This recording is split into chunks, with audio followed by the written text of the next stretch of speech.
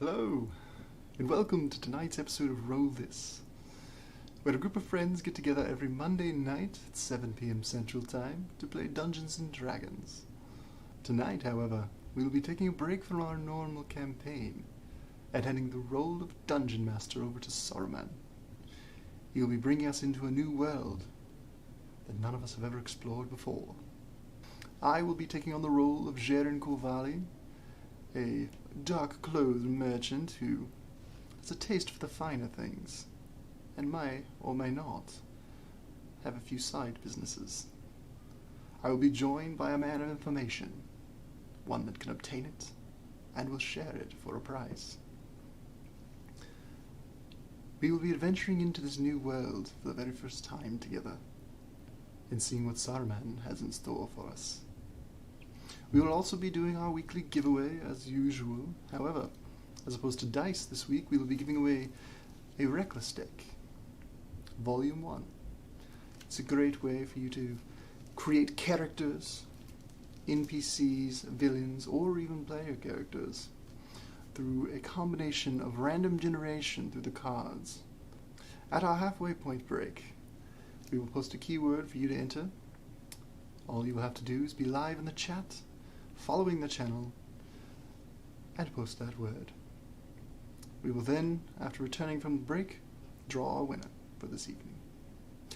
Without further ado, let us turn things over to Saruman as we explore this brand new world.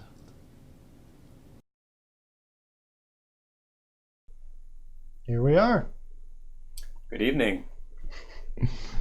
So, I don't actually have a physical view of the screen. We're there. Here we are. Mm-hmm. So, I'll be taking over tonight, as previously stated. Now, a couple of things to know. This is a one-shot based in a city that I've actually been building for years now. So, I'm excited to share it with everybody today. And without further ado, let's get into it. First, our actors. Go ahead and introduce yourselves. I am Jaren Corvali, a merchant, as you will know. Oh, is that it? Mm-hmm. I'm Corin. No more details. Bard. I am State of the Shadows, Master of Whisperers. Excellent. And I am your Dungeon Master tonight. We start our story with our two companions here entering into a great hall, if you will. You see kind of like a sort of blimp-looking object standing, not standing, but kind of docked, an airship. You might have seen a couple, especially if you've ever spent any time in any other cities. And what you're going to be doing here is you're going on a tour. Anybody who enters the city gets a free tour of the city. Nice of them. Right. It's a large city, so what do you do? What's your first action? Are we there already, or are we kind of coming up to it? You're coming up to it. It's kind of like it feels kind of like an airport kind of train station sort of feel, and you're kind of coming up to your gate, if you will. You're through security. You're ready to go. They've taken your tickets just so they can make sure that everybody who has a free ride, if you will, gets on first. And in the compartment, it's kind of like a glass elevator sort of thing where you can see all around you. It's standing room only. There's no seats. That's what I was going to ask. Is there seats? Yeah, there's no seats because the idea is that you're going to be flying over the city. So they're going to be pointing stuff out. It's a glass it's a sky floor. tour. Yeah, Oh, it's a sky tour. That makes sense. Perfect. Well, I will be taking a space in the corner, resting up against the wall, Similar. Okay. like eyeing each other probably. Just a little, wait a second, I believe I know you, kind of thing.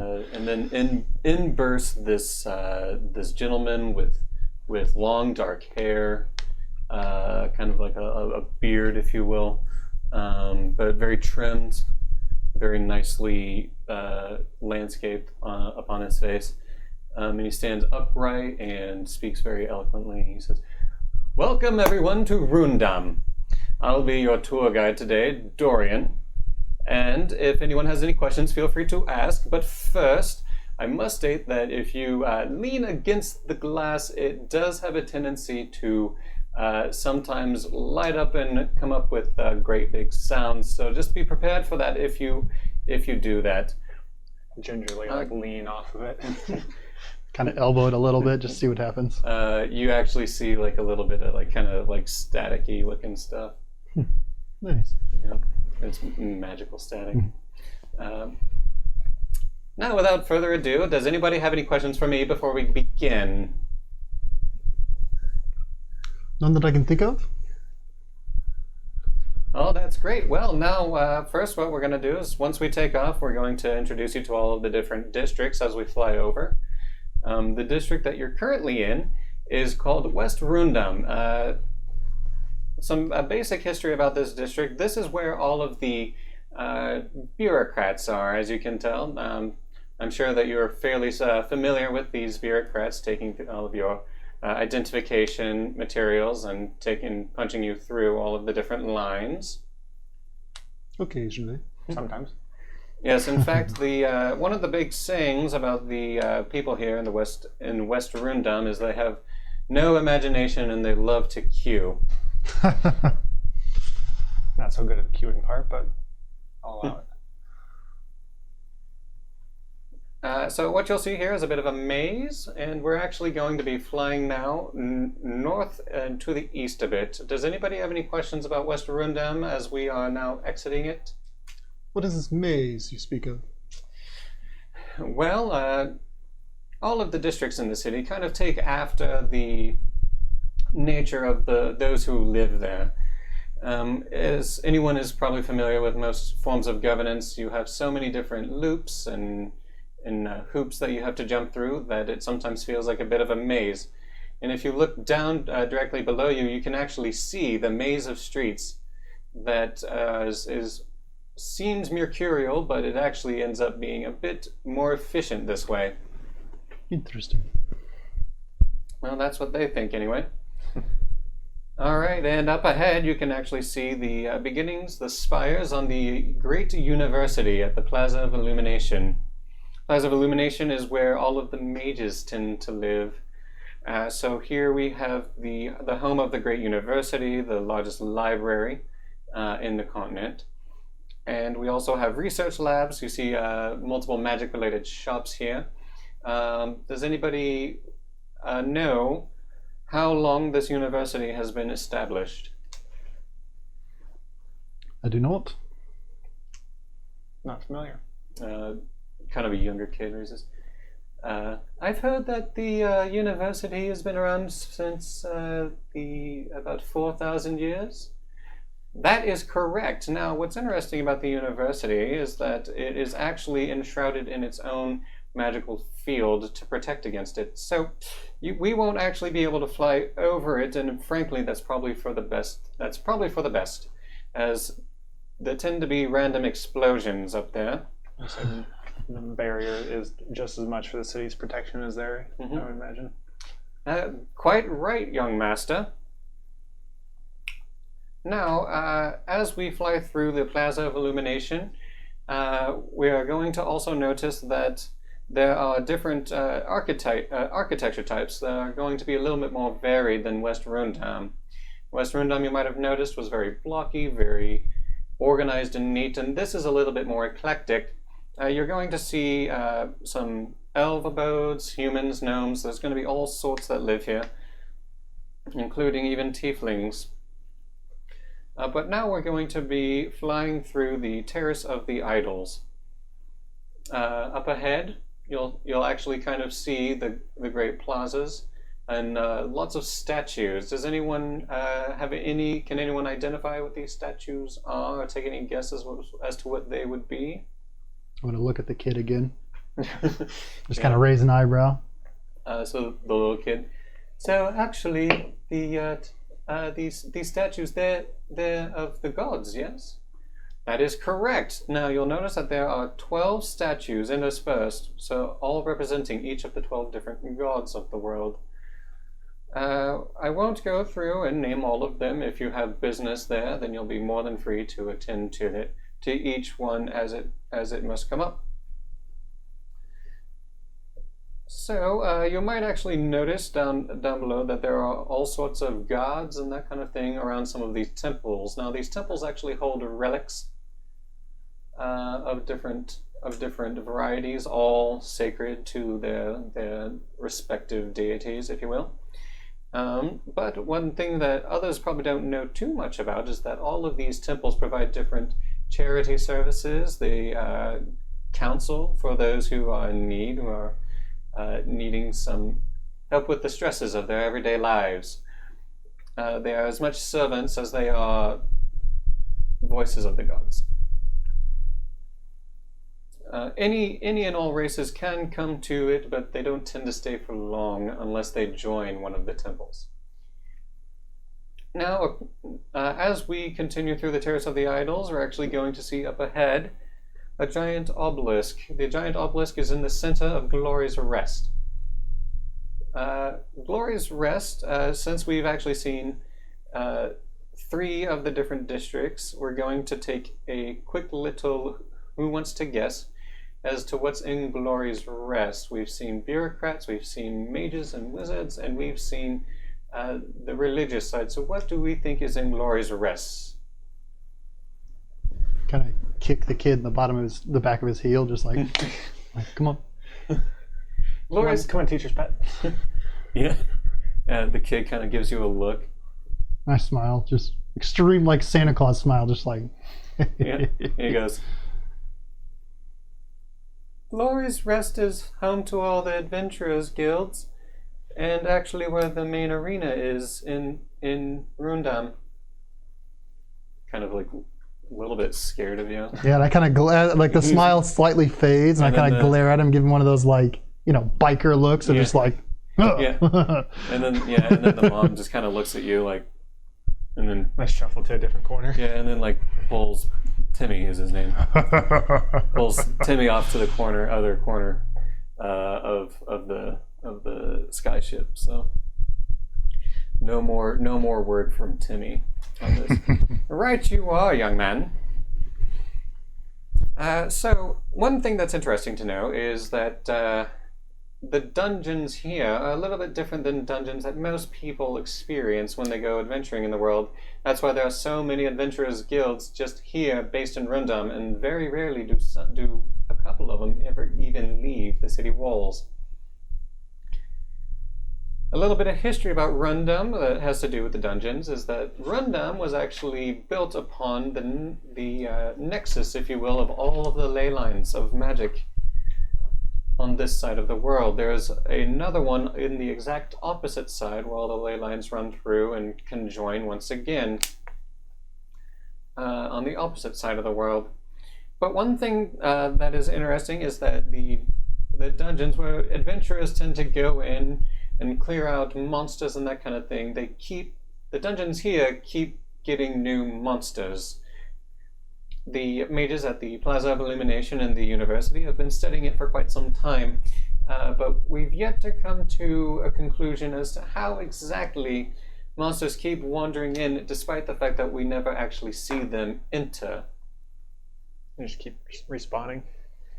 Respawning is an interesting word. We say emerging, but they do seem to kind of pop in out of nowhere.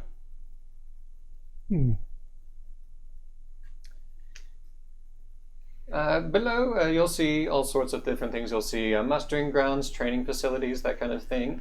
You'll also see, in kind of a weird way, a lot of banks end up here.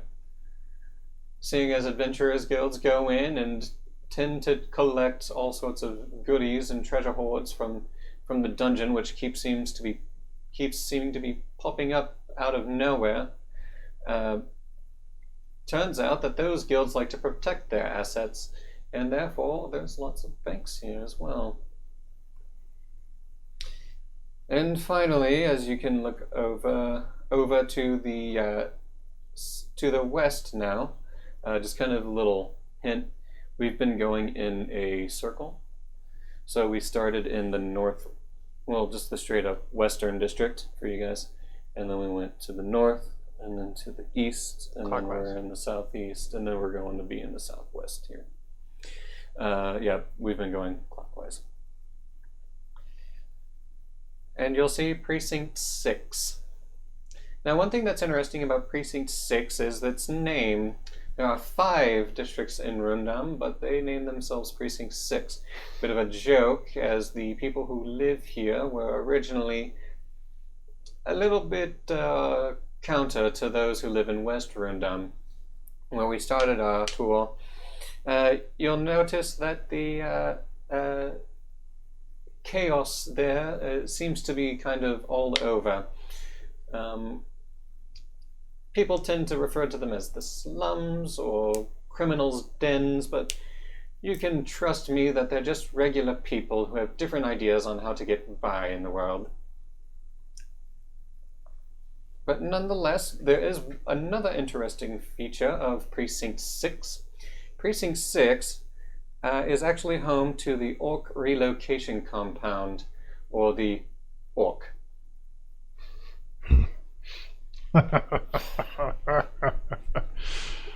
The Orc Relocation Compound is actually one of 17 different Orc Relocation Compounds all throughout the Empire. The one here in the capital city is actually home to the descendants of the war chief of the orcs that came over from the eastern continent about 1,000 years ago. There are orcs that have gone out and into the world and have made their name, but a good number of them, and in fact the direct descendants of the original war chief, are actually still here, residents of Rundam. So now that we've finally made our way across and into and out of West Rundam, does anybody have any questions about the history of Rundam? Does anybody have any questions about the geography? This is more out of character, but like, so get all the different districts. Is there anything like special about the middle of it, of the city, or? You can ask that in character. Okay, sure. Yeah. Ask it. So, what is that? The middle part. What's there? Ah, I see that you've spied the one place that we're not allowed to fly over. What you have spied is actually the Imperial Keep. Yes, that's right. Right over there is where the Emperor himself lives. Now, the Imperial Keep has been home to the Emperor for, well, 5,000 years upon the founding of the city. And then everything kind of sprawled out from there. You might actually notice that there's a bit of a buffer between all of the districts and the Imperial Keep. The Imperial Keep is actually surrounded by what we refer to as the Great Market. As it makes sense that all of the districts would want to trade with one another, exchanging information and whatnot, that there would be a great market towards the center in order to actually facilitate that more quickly, so that goods from one end can get to the other as quickly as possible. However, some people have found that the Great Market is a little bit less great and a little bit more stinky. Does anybody else have any questions? Fantastic. Well, I'm glad that you guys were that you've all joined us here in Rundam, and I do hope that your time here will be spent productively. And he kind of looks at both of you. I smile. No response. Well, as you can see, we're about to descend, so I'm going to ask you to please do as the West Rundians like to see, and get in line so that you can disembark. Thank you, and have a great stay here in Rundam. I wait to be the last in line. Are the people good at lining up? Is this? Oh, no. No? Is it the They're mess? not from West Rundown. Right. Yeah, Right, I'm still just They're waiting from on all them. over the Empire. Yeah. So the people that you're seeing, you're kind of just now, for some reason, not captivated by the person who's been talking on the tour anymore. It almost feels like that there is some sort of magical charm that drew your attention to him. And now that he's kind of just popped out, Did he actually just disappear? well, Or did he just goodbye that's and run also off? kind of the thing. Is he said, I hope that you enjoy your stay in West Rundum. The charm went away, and now that you're thinking about looking for him again, you can't find him. Do I see Timmy anywhere?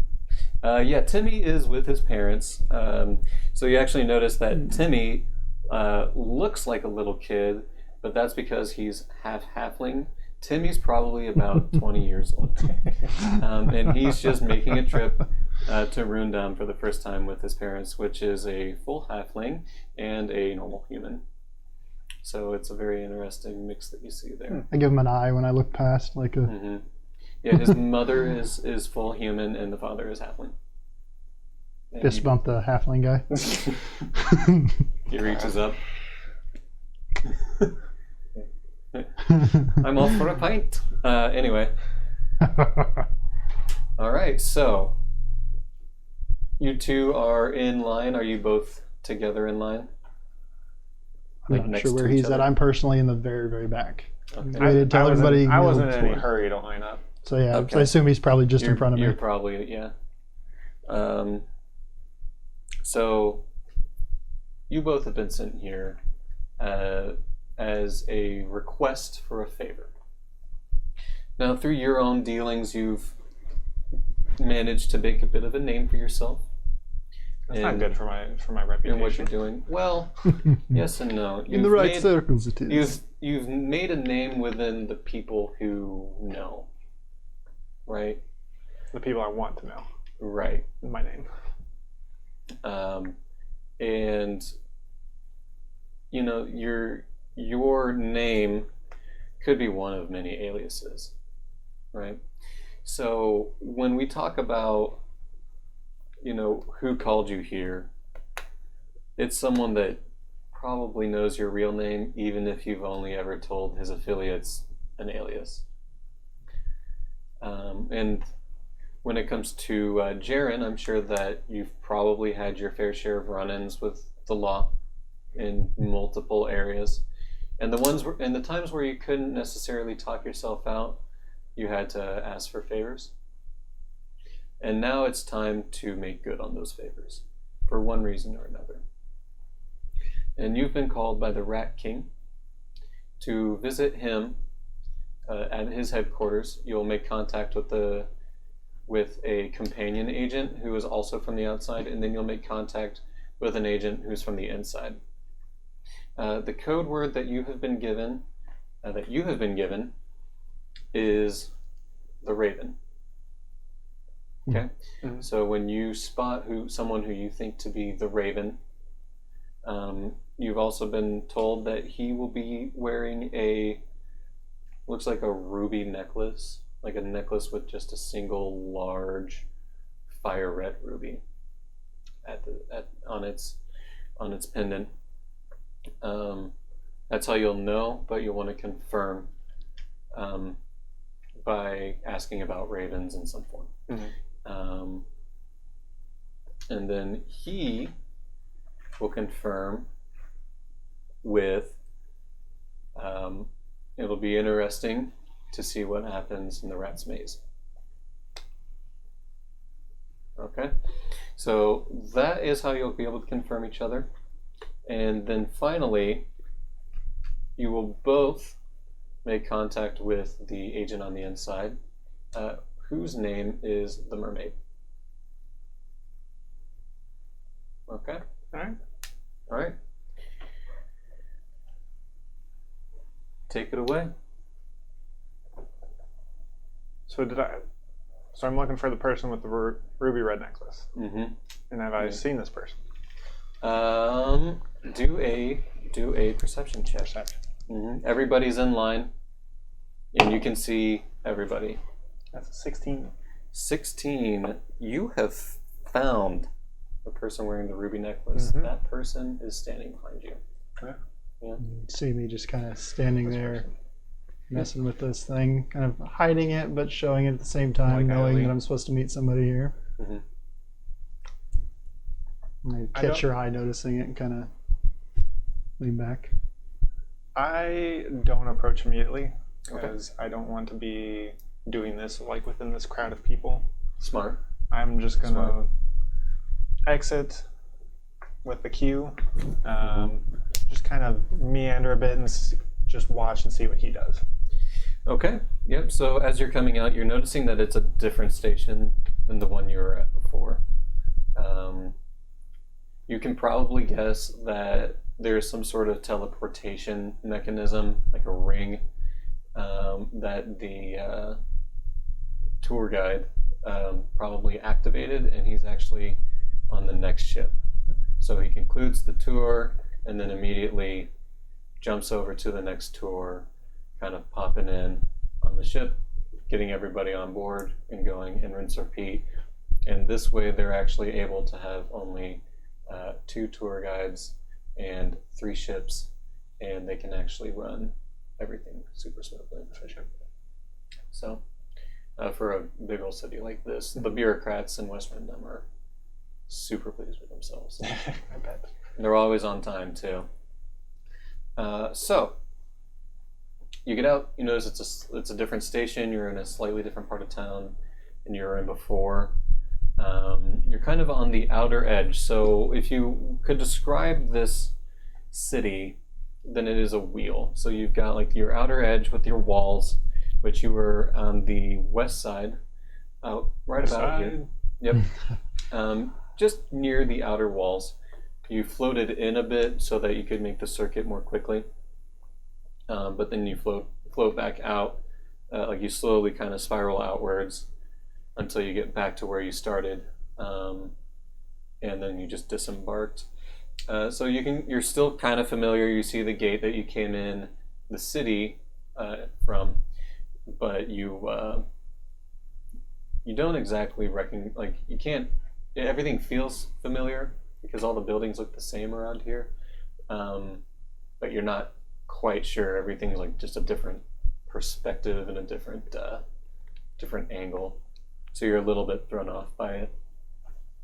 So Especially not being familiar with the area and being new. right, but you see people are either gathering things that they left at the check, or they are gathering things that they left in their own compartments, or you just see people gathering stuff, luggage, the kind of things that they bring on vacations, business trips. You see some more scholarly looking people with pointy hats collecting what looks like research materials for some sort of conference that's probably going on at this Plaza of Illumination. But yeah, that is what you see. Jaren, what do you do when you disembark? Well, when he heads off away from me, I will slowly kind of make my way around, glancing up at the space, to where I end up looping around the street and come back onto his other side and kind of lean up. While you're doing that, make a perception check. So you followed me following you. I follow, yeah. So like you kind of stepped off first, the way I'd kind of. Because I was I'm like, always in the back, kind of thing. Yeah. And then I you were kind of keeping an eye on me, you'd said, and so I kind of looped around and just to see if you kept watching me. I roll, or actually, my perception is incredible, so I have a 15, so it's much better than what I rolled. Okay, so a total of 15? Yeah. All right. So while you're doing that, you notice It's incredible. that there are some little kind of helicopter-looking things kind of just flying around. Some of them tend to just hover a bit, and you see kind of like something round and bird-eye looking, kind of optic looking, just do one of these and then it goes off to another place. You're assuming that it's some sort of either surveillance or monitoring system. Could be for quality assurance because everything needs to be on time. Could also be Public surveillance. safety, Yeah, public safety, that kind of thing. police state, But yeah, a or man. or it could be that West Rundum has some shady stuff going on, and there's some Big Brothery style things happening. It's all up to your interpretation. But what you do notice is that there's a bit of a pattern, and if you see one go away, it probably won't come back for another 5 minutes. So in your time that you took to take the loop, you kind of were able to work all of that out. So we can kind of time out when there's not one here, Mhm. basically. Yeah. And at that And moment, you can kind of guess where there won't be one Yeah. for 5 minutes if there's one around. right, noticing that's when I would make the kind of move over to him and just, what do you think of all these things flying about to you, friend? I'm not overly fond of them. Are you familiar with the city? Do you happen to know where I could find a raven's roost? Maybe send a letter.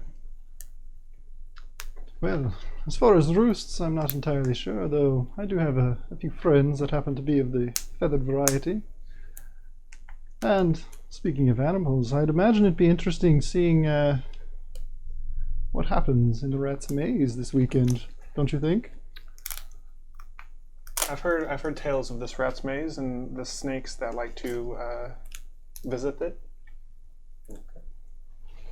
Perfect. So you've made contact. Now you both know. A super subtle conversation. Right. Well, I mean, the idea is no one's around. Right. No one's around. No one's That's looking at good. you. Yeah. You know, so it's probably not super Big Brothery because you're not being looked at all the time, but it's still a little uneasy. You are now both tasked with locating the mermaid. You've been told that the mermaid will actually be in Precinct 6.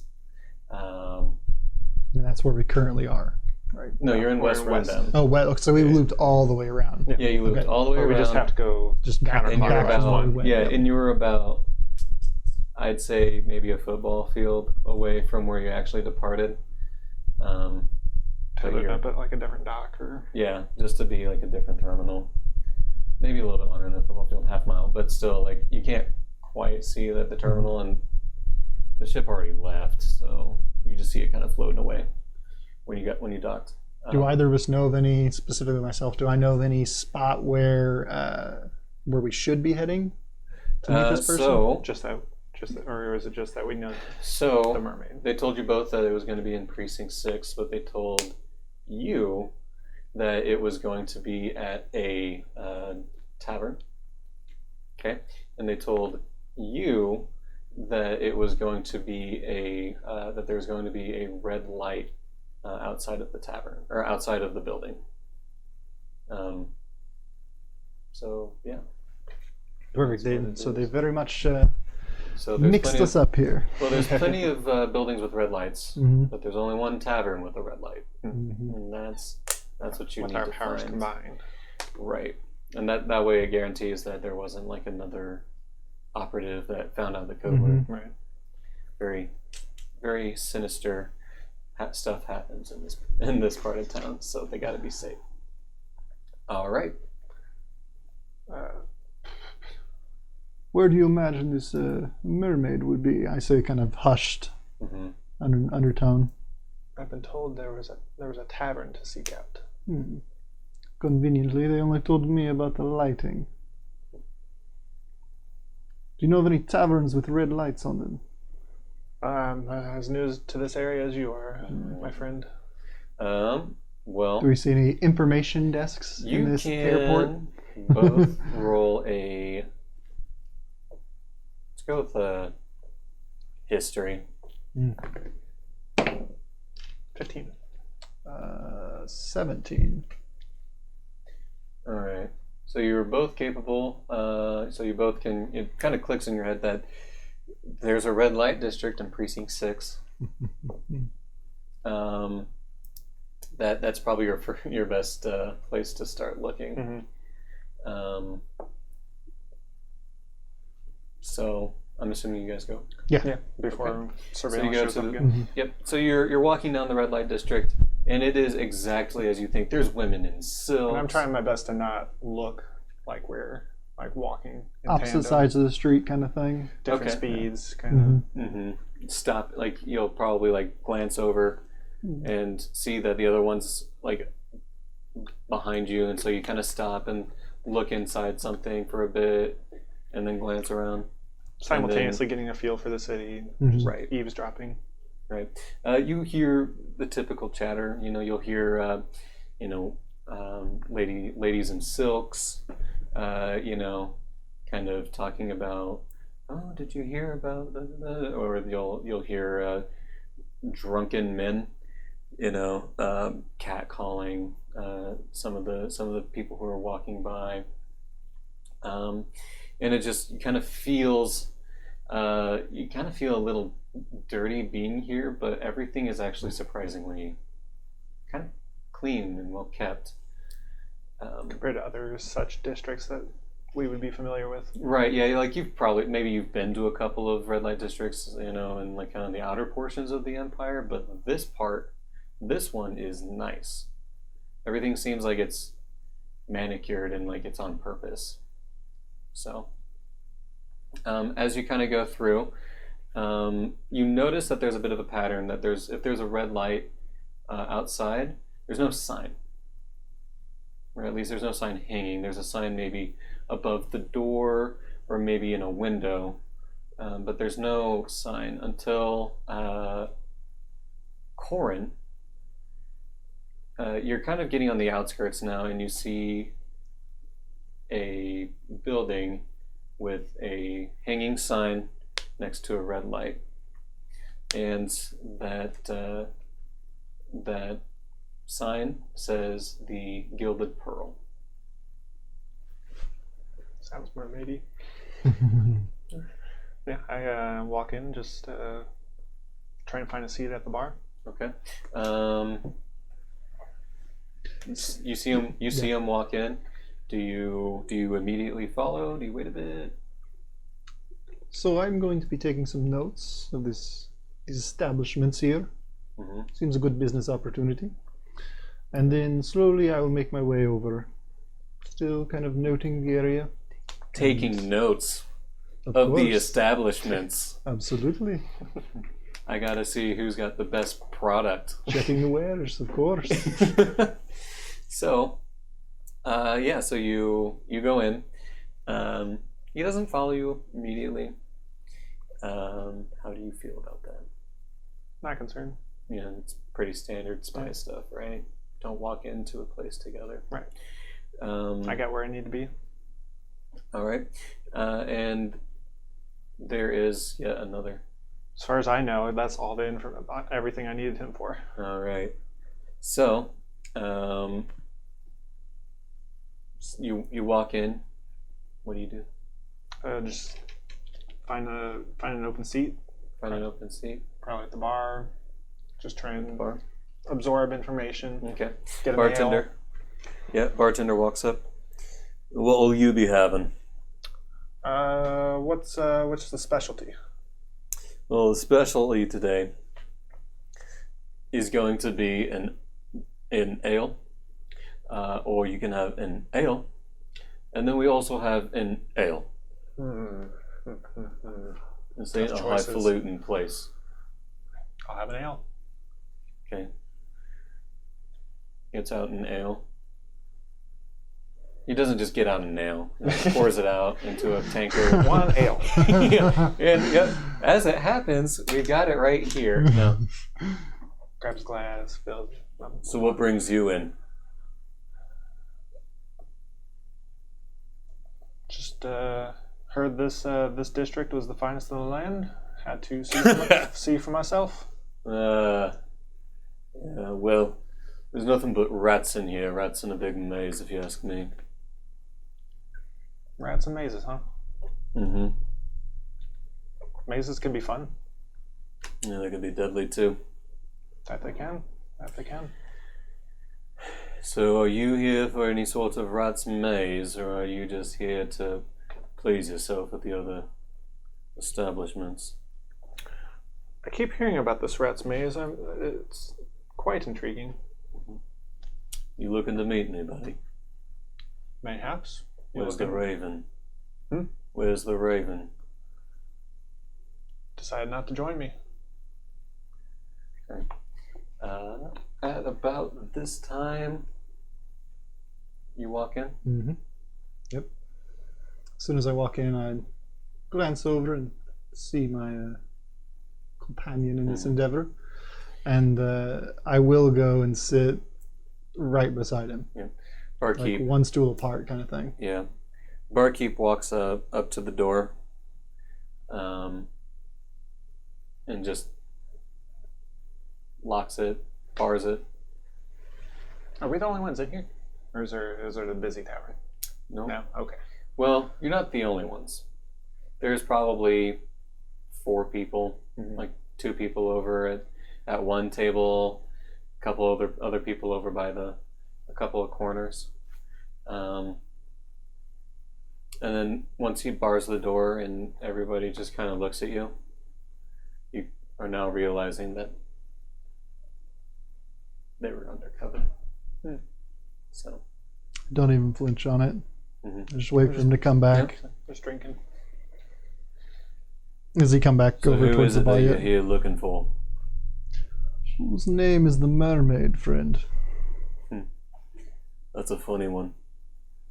Hey, Masha, get up here. Your guests have arrived. And then in comes this woman who's kind of just like broad-shouldered, and you can tell, like, worn-faced, that she's been working at this establishment for years, just in the back. But she's been, the way she carries herself seems like a very important person. She carries herself with a form of confidence that you don't really see in most people. And she goes, "So this is who the Rat King sent me? Seems like. Well, I guess you'll want to be meeting him. He wants to call in those favors you owe him." You too, then, huh? Such is life. Well, as it turns out, he needs outsiders, and you'll be going outside Precinct 6, but first I need to take you through some back alleys so that you can meet him. Follow me. So she... Finish my drink. Toss a copper. Right. Or however much it costs. And the bartender just pockets it. Yeah. It's a front. Yeah. Exactly. They launder money here. I haven't gotten this far by stiffing people. Right. So they, she takes you through the back door, and you kind of wind through alleys, and you notice that it gets a little bit more dirty and a little bit more sparse. And you're noticing that, as you worked your way into the Red District, you were getting a little bit closer to the Imperial Keep, and now she's taking you a little bit farther away and south and east towards the Glory's Rest district, but kind of on the outskirts of the city, you see like a fence, if you will, and above that fence is some wire, and there feels like you're going into this kind of compound, and at the gate you see 2 large orcs one is holding a polearm, like a halberd, and the other just has like a giant greatsword, just kind of cradled over his shoulder. "Hey, Masha, who are you bringing us this time?" "More guests for the Rat King." "Okay, you can come on in." So they brings you in, and now you have entered the orc relocation compound. And you know, you kind of, and this is a little bit more neat and orderly because it was set up by the people from West Rundam for orcs to live, but you can kind of see that they've kind of made it their own. You see like firs overlapping some of the buildings. You see what it seems to be like pigments have been, you know, like painted. You see like beautiful murals along some of the walls, and you can start to kind of pick out patterns where like there are certain just symbols on certain clusters, and you know, Masha tells you, is like, of all the clans, these are the most powerful ones that came over when they first arrived a while back, 1,000 years ago or so. And you'll notice that these are all different clans, and they all tend to stay in a pack, but there's one clan that still runs things here. And then she kind of takes you up, and you see in kind of the middle there's like this great fire pit. And by that fire pit that's been constructed, you actually see a slightly larger abode that has all sorts of like really ornate weaponry.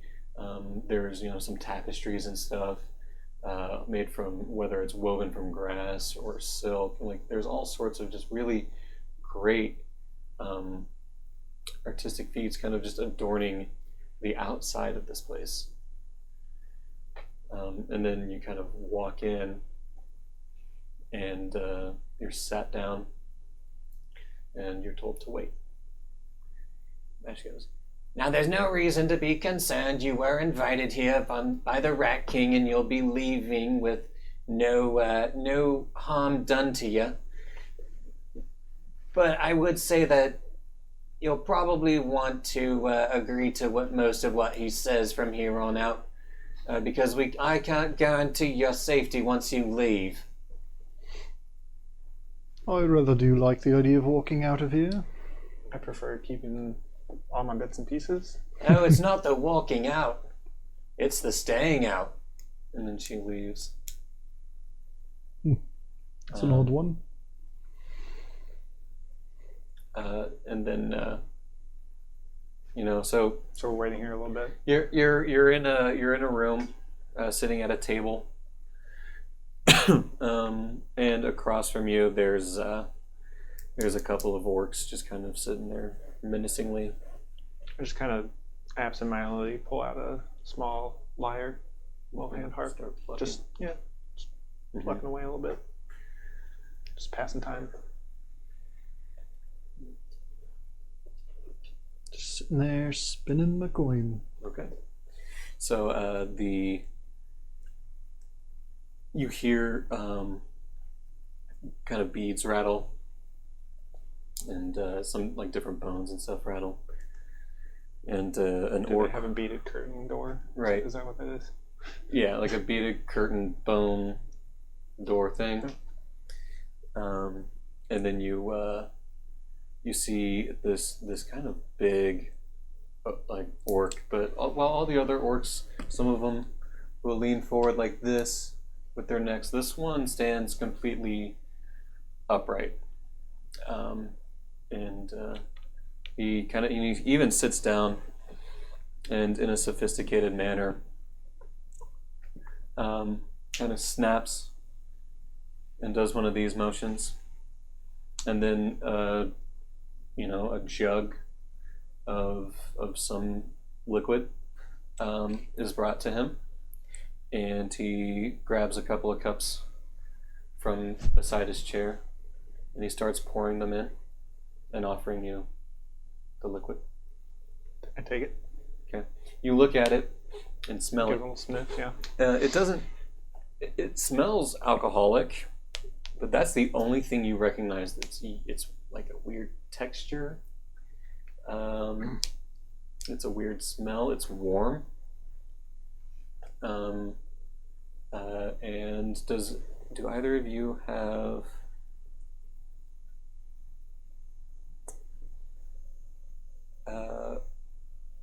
Corin, you've got medicine. This is close enough. Got a Go ahead and roll a +1 on roll it. medicine. That's an 8. Okay. It's a milk of some type, and it's been fermented. Oh, lovely. Yep, it's fermented milk of some type. Probably not cow's, because that's just gross. But it's been like fermented and distilled, and it's a weird texture. But you smell it, do you? And then he pours a drink for himself, and then he just kind of drinks it. I just kind of give him a little cheers. Mm-hmm. Start drinking it. Do I like it? Is it good? It tastes fine. Like Acceptable. It Probably wouldn't order it every now and like too often, but yeah, it would be one of those things that like if someone handed it to you at a negotiation table, you would gladly drink the entire cup and possibly even ask for a second one. But you're not going in looking for that weird distilled fermented milky substance. I, however, don't drink it. I take it and I put it up and I do the whole like pursed lips, like act like you're drinking it thing, and then just wipe even the little remains off and set it back down. Mm-hmm. I get to roll now. really play it up, make yourself a little milk mustache. Yeah. Oh, So you're rolling a just deception. barely cocked, thankfully. Yeah. Ooh, thank God. Yes. What's your total? 24.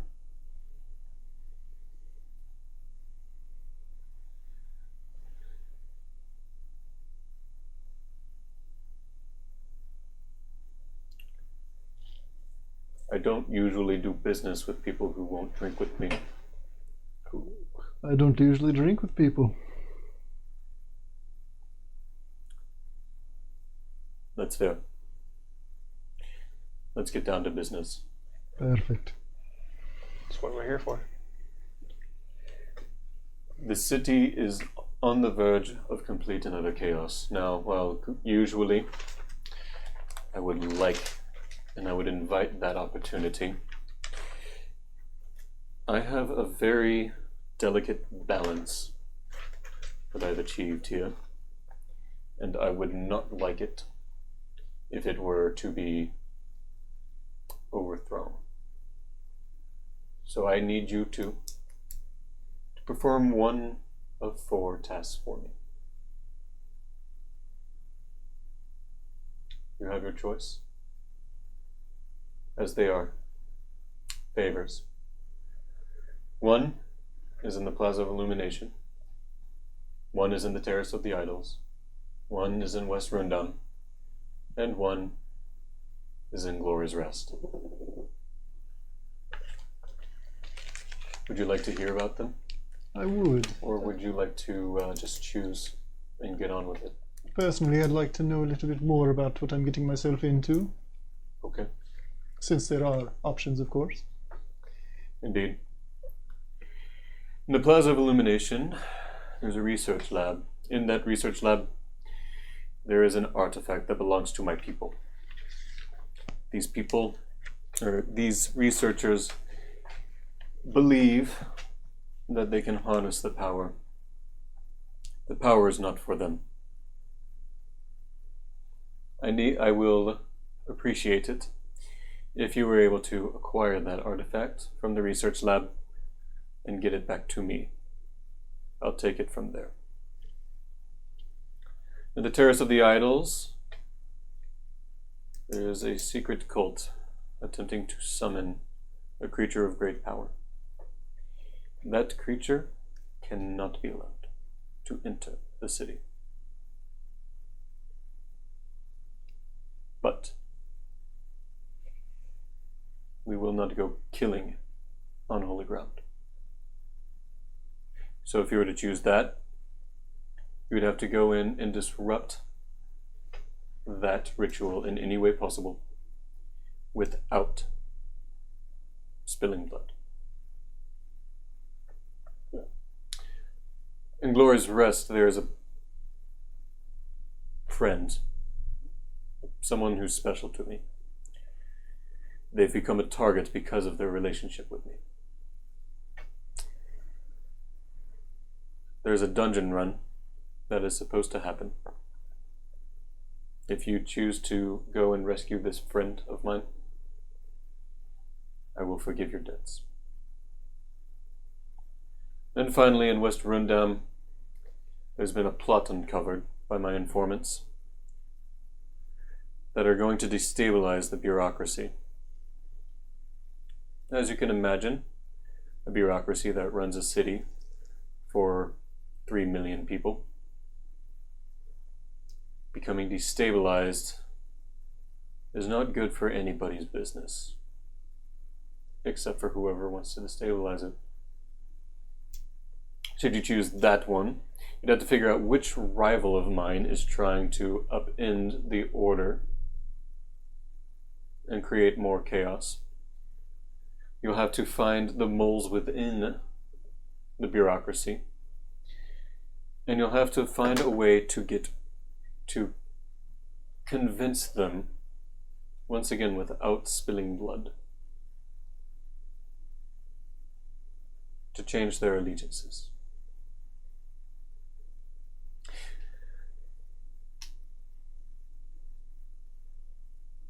I'll leave it to my lieutenants to explain to you the details of all these favors you can do me. But for now, enjoy the drinks, or not, and I will await your reply. He just gets up and walks out. I pour myself another one. Okay. I push mine over to him. All right. Okay. And I think that is an excellent place for us to stop. So I believe we're going to be doing some giveaways, so I'm going to toss it back over to Cody, to Vandrin, or to Jaren. Whichever you Whatever. prefer. Whatever moniker you want to use. Yeah. Man of He's many got many faces. aliases, and he's going to explain giveaways and all that, because I believe, if I'm not mistaken, it's something different, right? This is correct. This week we are actually going to, as was stated in the intro, but for those of you that missed it, Reckless Deck Volume 1. Reckless Deck is a fantastic little character development deck. At least the Volume 1 is designed specifically for character creation. What it gives you is a kind of a template, a fully random generated template of weaponry, certain characteristics, things like that. They are excellent at crafting NPCs and monsters in my personal experience, but they can also be really, really good at crafting kind of complex player characters as well, if you're just kind of stuck on an idea. So this little deck... So if someone wasn't great at coming up with their own characters, Correct, they yep. can just deal out these cards and kind of build something off the back. Exactly. You shuffle it up, deal them out to yourself, and then you go, ooh, yeah, perfect. I will run with this. There's a picture on our Instagram account, the RoleThis account, that shows something that may come out in our main game at some point in the future. So if you guys want to check that out, you can do so there. As for the giveaway code word, which is how we will be running things this evening, I do have to log in over here on a different browser to actually make it come up properly. And it is going to be, in a moment, a word. Keyword, there, perfect. So we'll put the color red. So just RED will be the keyword. As always, subscribers do get tripled luck in all giveaways. So if you guys have a Twitch Prime subscription you haven't used yet, feel free to throw that at us at the moment, and it'll give you 3 extra entries. We'll be at our break for approximately 10 minutes or so, and then we'll be coming back to draw that. So it gives you guys plenty of time to get entered in there with the keyword of red. Is there no exclamation mark, just red? Nope, just red. R-E-D, just as you type it, and that will get you entered in. So we'll see you guys in about 10 minutes or so.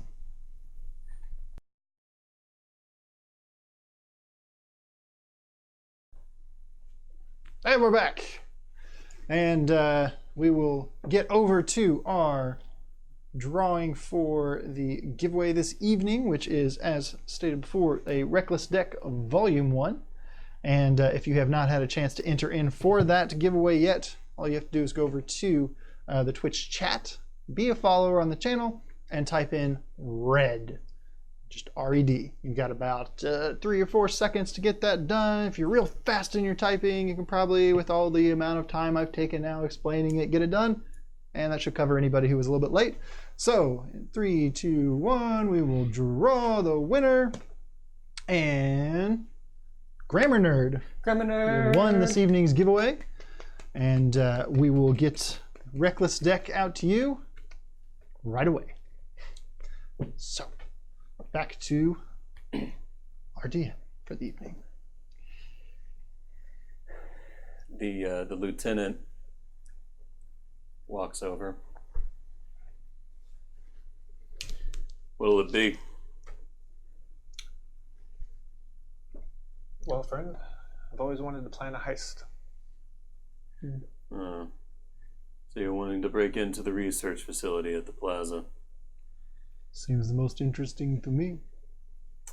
Well, let me give you a little bit of a rundown. You've got an informant there. Informant's name is Demiris. The what? Demiris. Demiris. Do they have a fun little code name as well? No, we're done with that. No. You're in, and now you're going to be you. We brought you here because you're from the outside. No one will recognize you. No one has recognized you coming in, so no one will recognize you out and about. Demiris has kept her cover long enough, and now she's going to assist you in navigating this research facility. She's got a few things that she can do in a pinch. Don't need my idea after all. Yeah. What's that? I was gonna like try and find like some public works like building or something, find blueprints or plans or something. You could.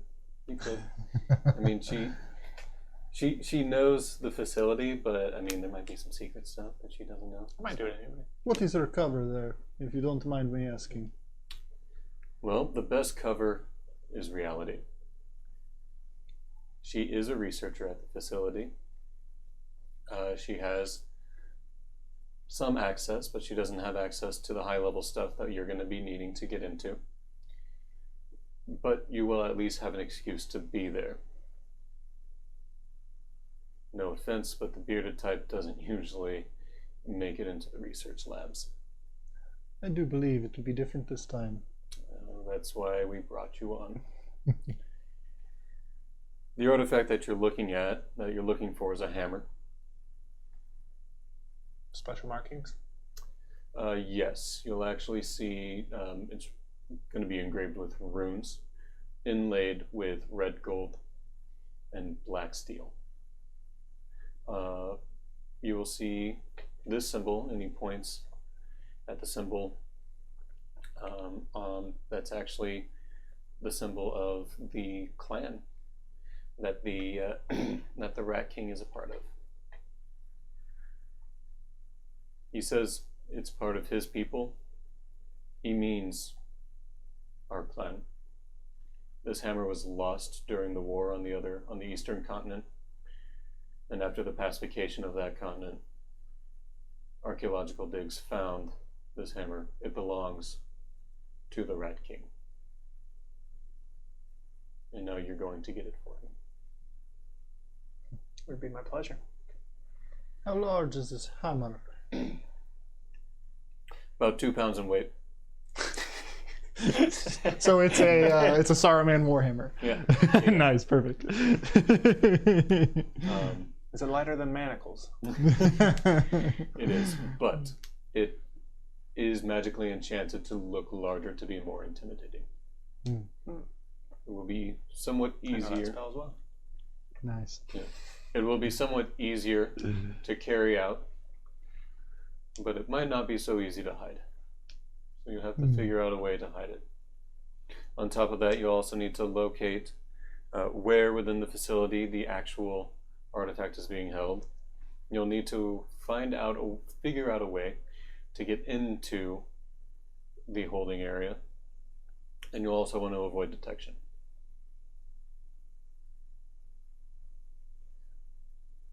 Once you get it out and bring it back here, your debts will be forgiven. So we find it, we get it, we hide it, we bring it back. Simple.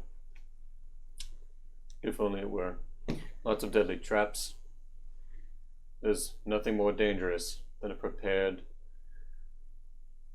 somewhat covetous wizard. A wizard, huh? Who is this wizard? What do we know of him? Oh, the leader of the research group is named Pontius.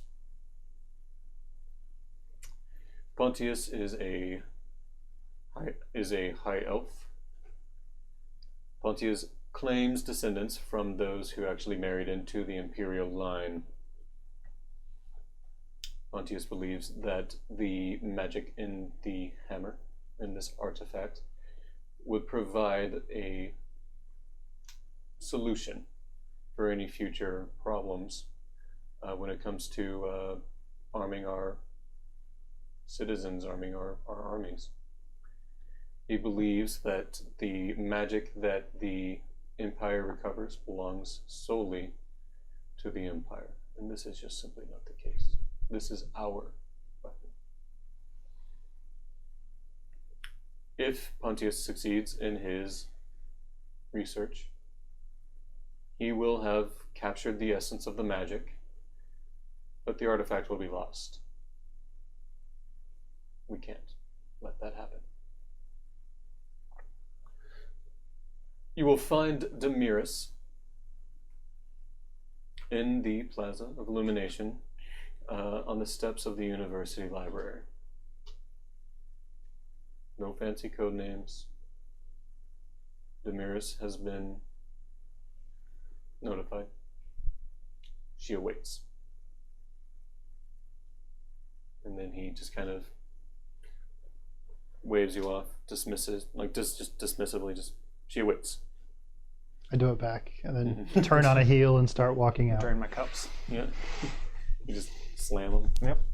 Yep. Constitution save. He's gonna get drunk before we do a heist. Ooh, that's not good. That's a 3. Total? Yeah. Oh shit. Okay. Let me get out the old screen here. Okay. Just gonna make things interesting. Are we determining if he's getting drunk or throwing up? Yeah, no. You are... Intoxicated. Yeah, you are intoxicated. Very intoxicated. Strong stuff. Look at the tables. Because you slammed a bunch of it all at once. You failed the save by 7. It's a pretty light drink. Yeah. Failed the save by 7. So I'm going to say that on the next 3 skill checks, you're going to take a -5. Oh, okay. Until you at least get the hang of being this level of drunk. Not enough time passes. And and then enough time passes. All right. So off you go. I think my plan to go find blueprints is great then. Yeah. We'll just get in there. I'm just It'll gonna be meander fine. that way. All right. So he just heads off. All right. So he's heading off to West Rundam. Which is that where this thing is? No. Or is he going the wrong way? He's going the wrong way to the other thing. He's going to West Rundam, which is on the way. Kind of. Like if you don't go directly to the Great Market, which is also kind of the highway, and then around to the Plaza of Illumination, he kind of goes up here and then over.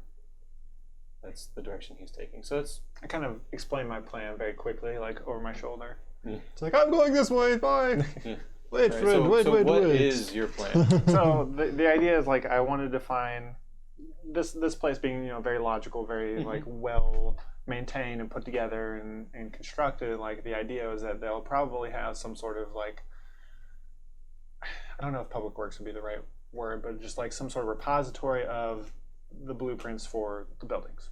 Okay. Some architecture guild maybe or something like that. Okay. All right. Well, you find the location.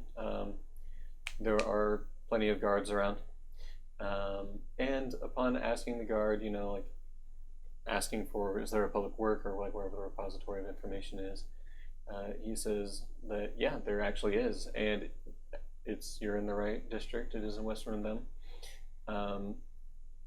because the engineering corps needs it to maintain anything. And he just points you in that direction. You find yourself there, and you go in, and everything in these office buildings, like this is an official Rundam like building. Everything is very clean, mostly like just white everywhere, and very square lines, like sharp angles, not that kind of thing. Not too sharp, but just right angles. Everything's very kind of cubic in this area, and you see that there's just a man in a robe, sitting at the front desk, scratching out some notes. If you take a peek, you'll note that he's just literally recording what's happening in his day. He's already noted that you've walked in.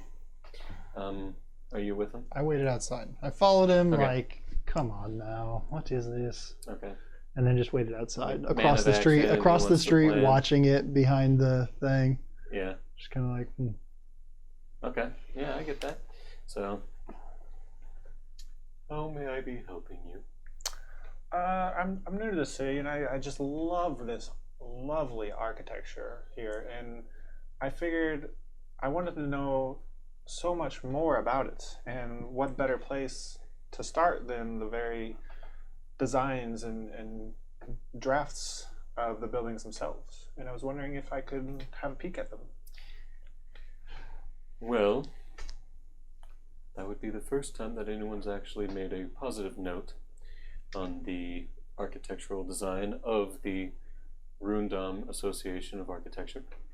That's absurd. It's such a magnificent Are facility. you trying to butter him up? it's such a I'm just basically being like, this city's great. I love it. Yeah, it's awesome. Take that as buttering him up. Get him out of the way now. I would say that the rest of the city is quite magnificent.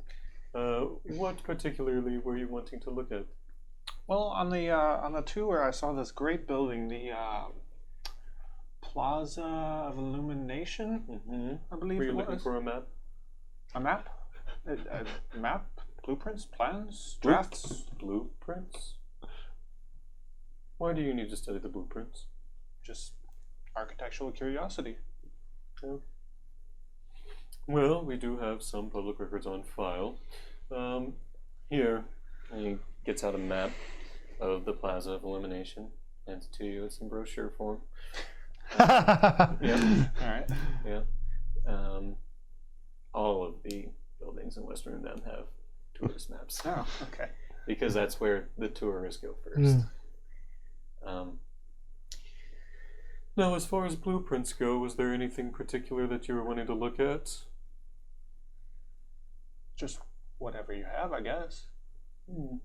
Well, I suppose that since you're wanting to tour the Plaza of Illumination, you'll probably want to see and he kind of like pulls out this index file, and it's comically long. Like it's just It's like, where did the rest of the drawer come from? right, yeah. Like it's like there's an interdimensional pocket, and then like just stellenium or something, just like vibranium, just holding this thing up, right, keeping it from falling out. And he just kind of flicks through. Here we go. And he pulls out a file that is too thin, it seems. And he goes, well, these are all the public ones. I'm afraid that any sort of research facilities are going to be a bit classified. Trying to make sure that no outside forces have any sort of influence over us. Sure. Totally understand that. Okay, so he hands you the blueprints, yeah, so Mhm. you can study the architecture. There's a study room over there if you would like to take a look. Okay. Yeah. I'm Okay, so he directs you over there. probably not going to need a room for what's going to be in here. Yep. Is your friend just gonna stay out there? Out there, I'm like outside the building, like across the street, like even- way away. Like I'm not even close to him. Oh, so you didn't. Yeah, I didn't even walk Okay, I in. thought you just like stood. No, 'Cause there's, no. like, there's windows. No. He would have seen you. I mean, Okay. like completely like All right, so out of you- there. Like I'm just walking around, following him. Like, what's this guy doing? Okay. Okay, he's going in there. That's not All where right. we're supposed to go. I'm over here. Yep. Okay. So So you open up the folder, and then all of a sudden you see on the folder itself, you see little illustrations and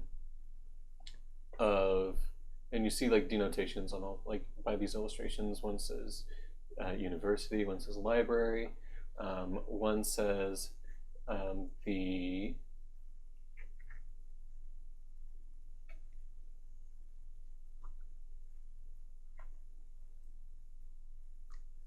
MacCore research labs. You see some other ones as well, but you can probably guess which one you want to take a look at. It's the research labs, right? Mm-hmm. Yeah. Yep. So there's actually a corporation that runs R&D. There's plenty of corporations that run R&D. I only named the one that was pertinent to the story for the sake of time. So yeah, you see it. What do you do? So there's not much information in this one little No. folder file, right? Well, is there? Roll an Arcana check. Arcana check with the -5. Mm-hmm. Oop. It's the drinking. It's making it it's difficult. time for your nat 20. It's hard to even roll. Right. Yeah. Right, yeah. Oh. So total, that's Oh, a you just minus gotta plus the 3, minus. so 12. You get the odd feeling that if you were to touch one of these like little illustrations, that you might be able to get more out of it. Oh, okay. Yeah, I do that. All right, so you touch the thing. The lab. Yeah. Okay.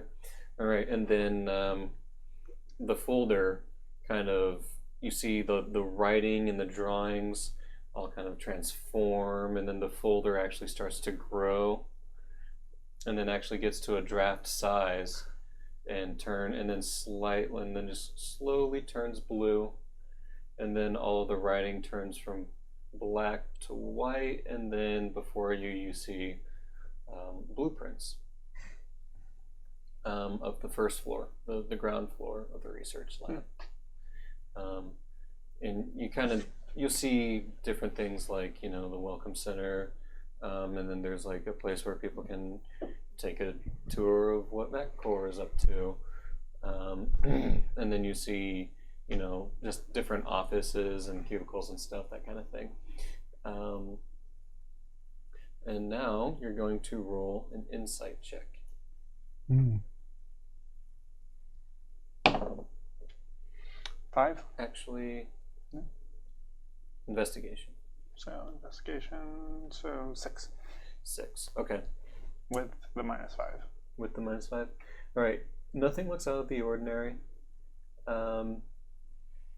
You're kind of surprised that, it only shows one floor, but then again, anything probably above that is probably not a part of public record. Mm-hmm. So you kind of intuit that you're going to either have to find out something, another way to know exactly where this is at, or you're going to have to sweet talk somebody into letting you in on that information. Okay. So I packed up this file, walking back. So you see that there's like a little circle on the far right, and you just tap on that, and everything goes back to the folder, and then you walk out. Okay. Yeah. And I walk up to the guy and say, "This was very interesting. I appreciate this." And then I cast suggestion. Okay. Oop. I don't get to see. I broke D&D Beyond. I cast suggestion. Well, maybe not. What does suggestion do? Yeah. So I suggest a course of activity and magically influence a creature you can see within range. I can hear and understand you. It's limited to a sentence or two. So, but I have a deeper interest in the research lab than this file will allow, and I would like to see more of it. Okay. The target must have to make a wisdom saving throw. All right. What's the DC? 14. Wiz 14. Okay. Where did I put my die? Oh, it's right here. He did not succeed. Nice. So So on a failed save, it pursues the course of action you described to the best of its ability. I do know that there's some other records that I could find. I'll have to go into the back room here. He points behind him. There doesn't seem to be a door. I'll have to retrieve them for you. Who are you with again? What? You mentioned that you had a different interest in it. Oh, I'm not here on any certain party, just mere intellectual curiosity. New to the town. I just wanted to learn more about it. Okay. Well, I suppose that works for me. Like, still under the spell, and it's like, far be it from me to get in the way of one's curiosity. And so he turns to the wall, right, and he makes a triangle shape on it, and then in the middle, and then he just kind of whispers as the secret word. Roll a perception check to see if you hear him. This is my last drunkard check. Yep. You start to feel the effects. 0. I mean, whatever your pluses are. Yeah, you start to roll. You start to feel the effects of the drinks. Not really wear off, but you kind of feel them kind of stabilize, and you feel like you've kind of made it a little bit of a stasis there, where you feel a bit normal. And you said you rolled a 3. Yeah. You did not hear what he said. It just sounded like. Think so. And yeah, and then all of a sudden, this kind of like aperture sort of thing just opens up, and he walks through, and he comes back out with another folder, and then the aperture thing closes, and he hands you the folder, and then just starts making notes, recording what he's doing. I go back to the study room, just try and see what I can see. Okay. How much time has passed on Same this, song and like dance. in game? In game, I'm gonna say that the time that you probably took about an hour to look through the blueprints, and to understand it and grasp it. Mm-hmm. And it didn't really take him any time to retrieve it. So you're now doing that. What are you doing for that hour? For that first hour, Yeah. I will just stand there, kind of like, God, what is going on in there? What's taking so long? This is ridiculous. It's time to go. And after that hour passes, pretty much probably about the same time he's getting the next folder, I will walk into the space. Just casually walk in. And what do I see when I first walk in at whatever time I come into? You see the man in the robe behind a desk. It's like a round desk, and then with a blank white wall behind him, you see a hallway off to the right with a couple of rooms that say, do not disturb if doors closed signs, that kind of thing. And it's just very blank. Everything's just very clinical, and Kind of disturbs Jaren. Like, just, right, yeah, like he's weird. like he thinks Not it's my kind of spot. weird. Yeah. Right, like he is not used to just everything being just so orderly in a space. It's just not a thing. I walk up to the guy at the counter. Hello, friend. How are you today? I'm doing well. Wonderful. An acquaintance of mine was just in here. I was curious as to his whereabouts. He was doing some research about building in the area. We were thinking of constructing something similar to what you have in one of your districts. And so I had sent him in to investigate for us, and it's been quite some time, so I was curious where he's gone. Roll a deception check, because you accidentally said something that was not what he said. Which part was it? Just out of curiosity. Just That you were I know, planning on building yeah. something similar. that's true. Yeah, Yeah. that's fine. What is that one? Deception, you said? Yeah. That is a 16. All right. He goes, huh, it's weird he didn't mention anything about constructing a similar facility, but then again, it is a research lab, so we probably don't want everybody knowing what you're up to. He's in the third room on the left. Perfect. Thank you very much. Okay. Now I'm gonna go in and see if I can open the door to walk into the room with him. I don't know if he's locked it behind him or anything. I mean, it just automatically locks when it Perfect. closes, and then when someone opens it, it stays open. So someone has to force it shut, it locks, they open it, stays open. Magic. So am I able to just open it, or do I have to kind of like? You gotta knock. Okay, so I'll just. Is it like a There's glass that pane that, window that or slit that you see, you know, that lets you Mhm. know that people are in there, but not a whole lot. I just point at "Do not disturb," and then I open it. I'm like, and then you open the door. Okay, perfect. All right. Stepping in, shutting behind You've me. been studying it for a little bit. You noticed that, like you've seen like the second, third, and fourth stories. It says that there's a fifth story, but it's mostly just for rooftop access, utility stuff, and based on your kind of understanding of some other cities that you've been in, that's kind of standard.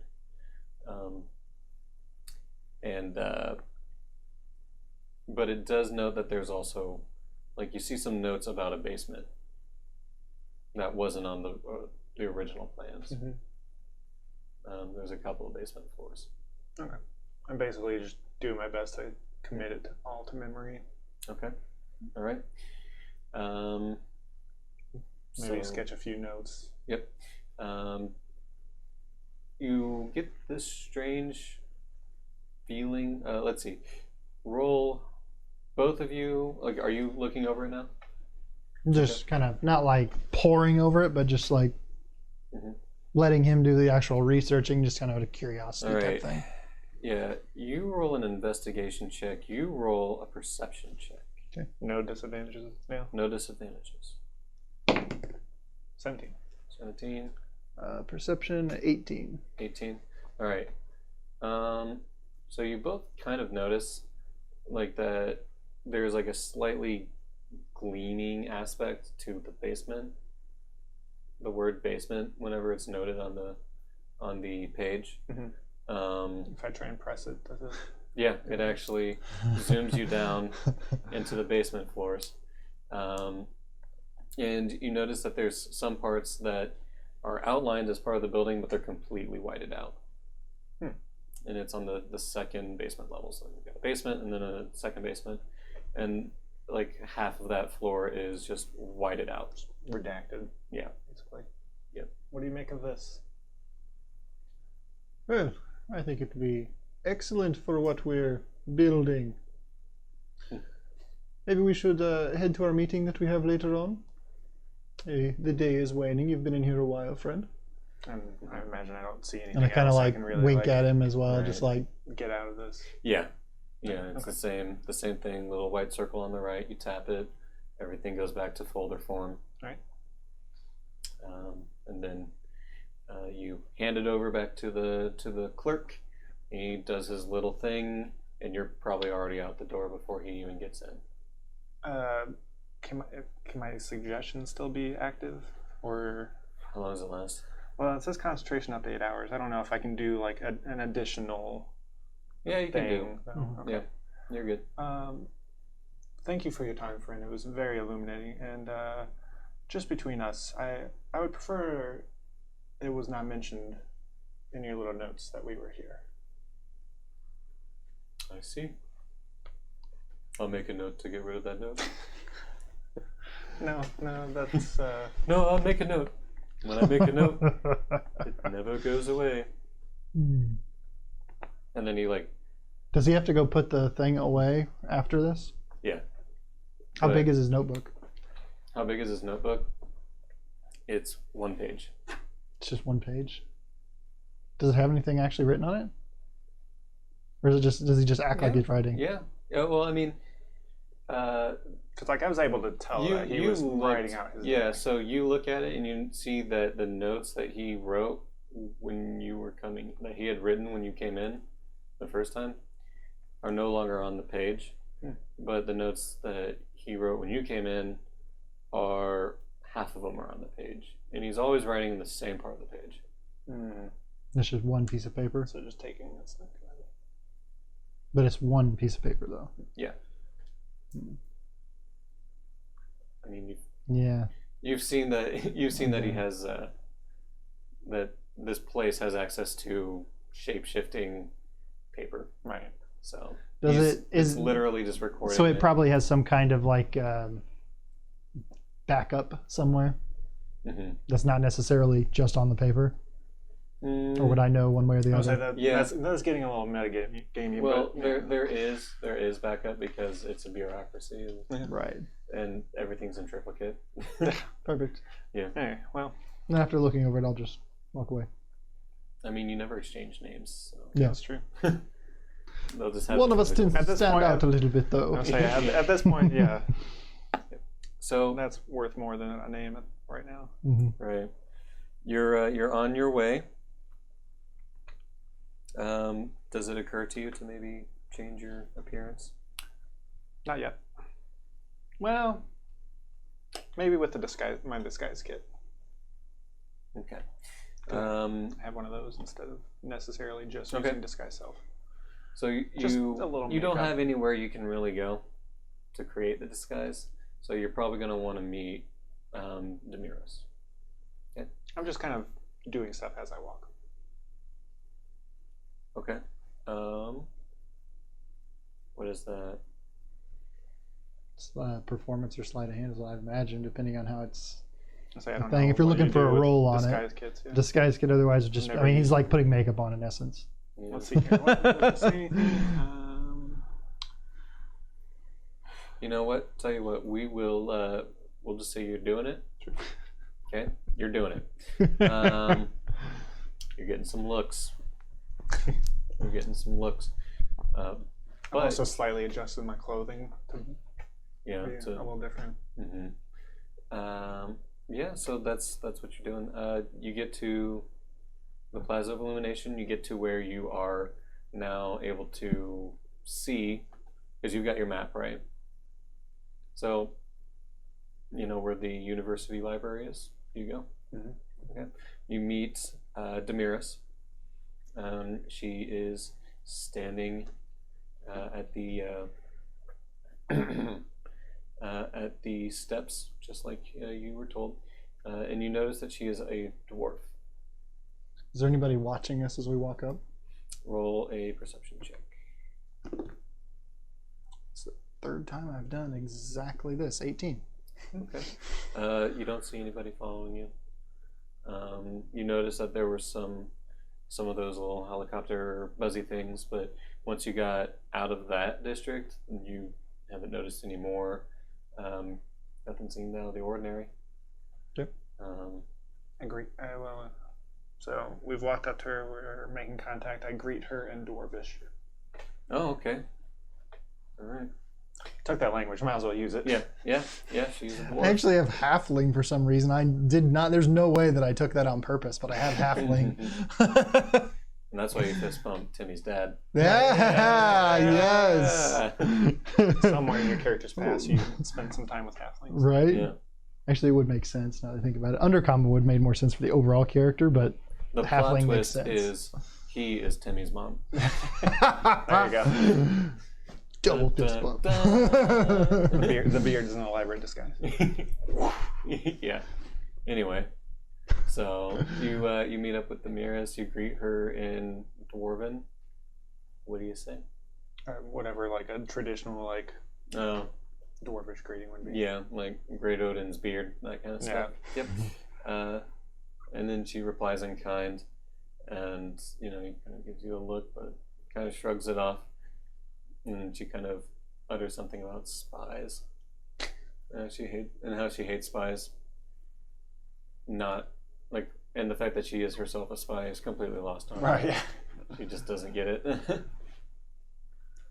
What is this? All this talk of spies? Not all of us Friend. here would take that title, friend. Well, I'm but a simple bard. And I am merchant. well, a merchant and a bard. These are who they send to recover a priceless artifact. Kind of shakes her head. You'll be wanting to follow me. I can get you into the first floor. As far as access to the basement levels, I can actually badge you in there. But the moment that you actually get into that elevator and I press the button for you to go to the correct floor, there's really not much else I can do for you. Now, I know that you probably were told that there's some things that I can do to help out in a pinch. So I'm going to give you these. And she hands you 2 bracelets with a little rune on the part that you can wear either up here or here. These will allow me to communicate with you telepathically, briefly, only while you press it. I can give you key insights and information while I am here doing my own work. However, there's no real way that I'm going to be able to actually be there when I assist you. So, are you 2 ready? Do you have access to? Could you get us into a staff quarters? In the staff quarters, what would you need to go in there? Look like staff, of course. It's a good idea. There are some locker rooms that I could get you into, but I can keep a lookout, but you will need to make it quick. Is that where you'd like to go first? So while she's walking you there, she's kind of walking you through some of the different protocols, since you're gonna try to look like staff. She notes your beard again. It's like the second time that people have made comment on it, and that it's probably a good idea. How attached are you to that? Physically. It's probably a good idea to have, like she tells you that MacCorp does do R&D for the Rundown military. So it's possibly a good idea to have one of you look the part of a military officer who's getting a tour. Stroke of luck, that also happens to be the kind of people that'd be interested in the artifact, so it works out a little bit actually. You arrive, and she says, "I've got 2 guests with me. I'm just going to be showing them around on the basic premises. Some old friends and an extended family, acquaintances." Person at the desk waves her in, waves you 2 in as well, and now you're in the research facility. Of the blueprints, you actually remember seeing that there was on the 2nd floor a workers locker room, and she's taking you up there. You're walking past attractions and sets of beakers, like kind of the accoutrement of like, we're wanting, like, hey, look, it's research. Hey. We're doing research here. This is science. We do a science Yeah, right here. right. You feel a bit Stuff like patronized. Kids' by it. field trips. Yeah, yeah, that's the Fun kind of facts like painted on the walls. thing. Yeah, like a book, like a diary behind a thing of glass, but that diary is just like talking about someone's bowel movements. It's like Is there like nothing pertinent. specific spot where you can there's just a wall of glass you can see into the research where it's done. See scientists working. Right. Yeah. And then like in the Jurassic Park thing. Yeah. Basically that. After her comment on my beard, the kind of thing that I did just naturally, like here, is exactly what the character did as well, just kind of more pronounced, more prominent. The goal is to kind of appear somewhat militaristic, so that he can be the guide researcher, and then I will be just kind of following along with him until a moment when splitting up makes sense. Okay. So you're gonna both want to come up with identities. Just real quick, like why, like who you are, why you are who you are, and then who he is. But I'll let you take that. You get to the locker room. She looks inside. Okay. You've got 2 minutes to grab what you need. Luckily for you, we actually keep a set of military fatigues in the research labs here in case someone gets something spilled on them and needs to change. So you're claiming the part of military? So I'm actually not going to change into the things. I'm sorry, because I'm curious to see what it happens with it, but I'm not going to change anything about my clothing or appearance. I'm going to like nicen up stuff, like button up the overcoat, look very presentable, because the attire I'm wearing is already extremely nice finery kind of stuff. Right. So I'm just going to like spiff it up a little bit extra instead of being the kind of kicked open, laid back. It's going to be very like business-like and type of thing. Yeah. Okay. Yeah. Okay. I dig that. And then the beard is going to be kind of kempt together to like a sharp point at the base, and the hair is going to be pulled back properly and everything. And I will take this opportunity, along with changing into the appropriate clothing, to disguise self. Okay.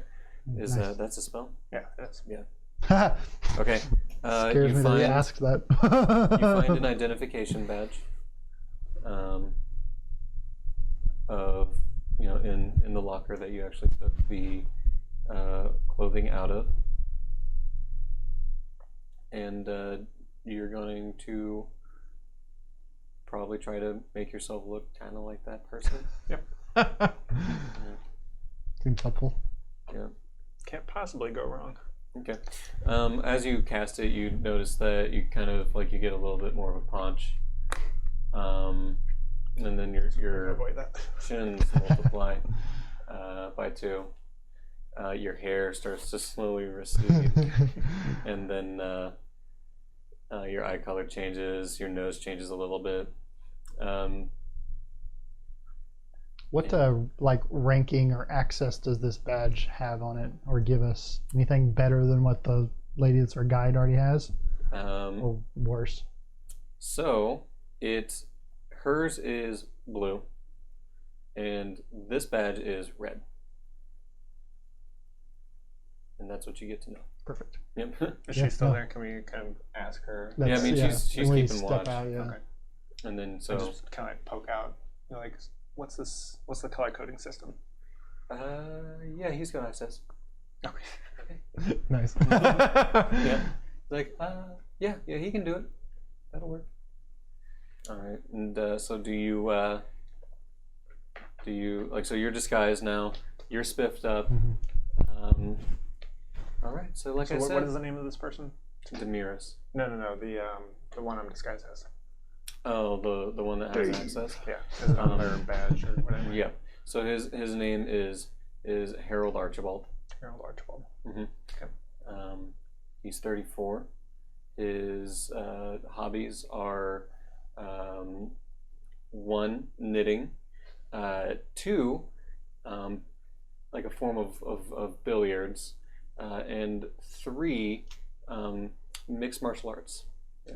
This is all stuff I see in like his Kung locker. Fu. What's that? This is all stuff I get out of his locker. Like he Yep. has like pictures and Yeah. accoutrement.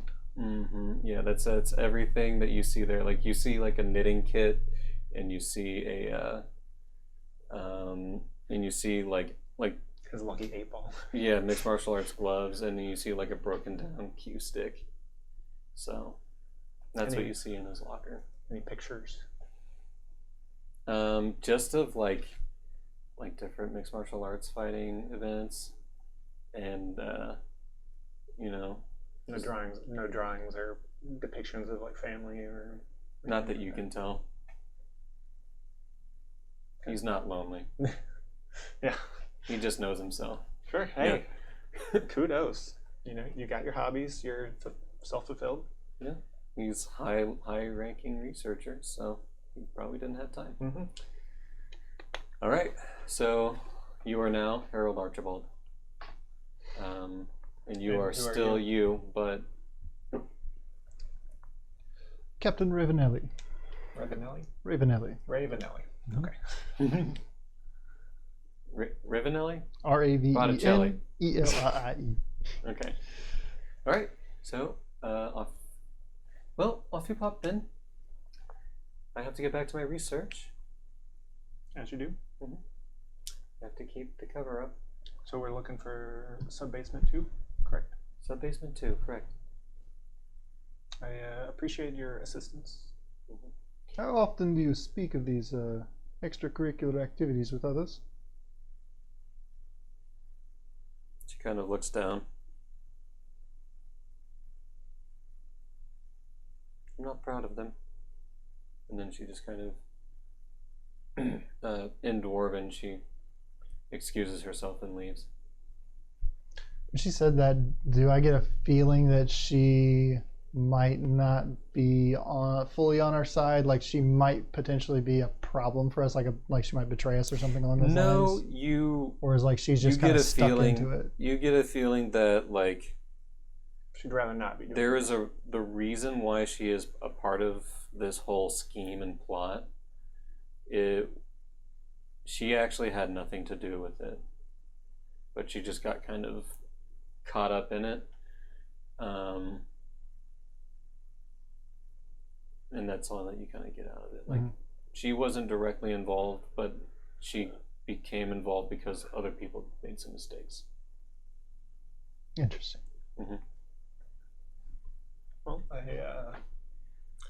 gesture towards stairs, shall we, Captain? Absolutely. You look on the badge and you notice that the badge is it's actually you got the job title on there, and your job title is what did they put? Researcher. So it's not just researcher, it is Senior researcher. actually, yeah, senior researcher. Yeah. That's what I typed in right there. Okay. Yeah, so you are actually senior researcher. What was his name again? Harold Archibald. Yep, Harold Archibald. Senior researcher. By day. By day. By day. Mixed martial artist by night. Oh yeah. He's called the Thunder at Glory's Rest. So. All right. He's got some monk levels. No. No, not quite that far. No, just a brawler type fighter, actually. Yeah. Okay, so you make your way into the elevator. Elevator. Well, to the elevator. I mean, it's magic, man. Yeah. Elevation I magic. guess they've got blimps. They can be. Yeah, like there's a advanced platform, but it's closed off and it goes up and down. Very technomancery. What makes me think of. Yeah, and you note that she said that she was going to be able to get you into the elevator, but she just left. And you can deduce that it's probably because you no longer need her access. You have Harold's. Right. So you go to the elevator. There's a kind of a hologram that welcomes you, Harold, and asks for your identification card. Like, welcome, Harold. Please enter your identification card. Do I see any kind of like panel or? Yeah, you see a panel that's got a slit, and then underneath the slit you see a slight engraving of a rectangle with like a black bar on the bottom. And just insert it. Yeah, you insert it with like the colored stripe towards you. Yeah. All right. All right. Have a great day at work. And then so you both get in, you go down, and you've got when the doors open, you notice that there are like all of a sudden guards. There's a guard. You notice that this particular portion of the research facility, which you still remember from the blueprints, You notice that it has like firing ranges, and it's got like you're in the this is the military operations research facility. There are like wands being fired. You've got some large dummies, if you will, that are probably enchanted to take any kind of damage and not be destroyed, but also takes recordings and measurements of how much force is impacted and how much is actually applied, so that they can determine whether or not it's actually going to be lethal or what kinds of things it would be good against, because they are doing weaponized magic work here, and so it's a very controlled environment. As you walk down the corridor towards where that whited out space is, you actually notice that it's actually quite the opposite. It is completely black. Like it's just this very like a black like wall, like obsidian looking kind of brick looking wall that's just glistening as you approach it. As you're walking by, you hear a couple of little explosions that are in a contained space are going off. You hear some people go, oh, and then you hear scratching down on papyrus, and then you also see a couple people like curse because things aren't working quite right. And then you also have as you approach this obsidian wall, you're actually stopped by 2 guards. Halt! Harold, what are you doing here? I thought you had the day off. Yeah, I thought so too. And then surprise military visit. Surprise military visits for the super top secret. They can't keep us in the loop on anything, can they? They never do. They never do. And who are you? Captain Ravenelli, Special Forces. Special Forces, eh? Are you with the underwater squad, or are you with the Kelp trio? We're in a land division. I guess that's true.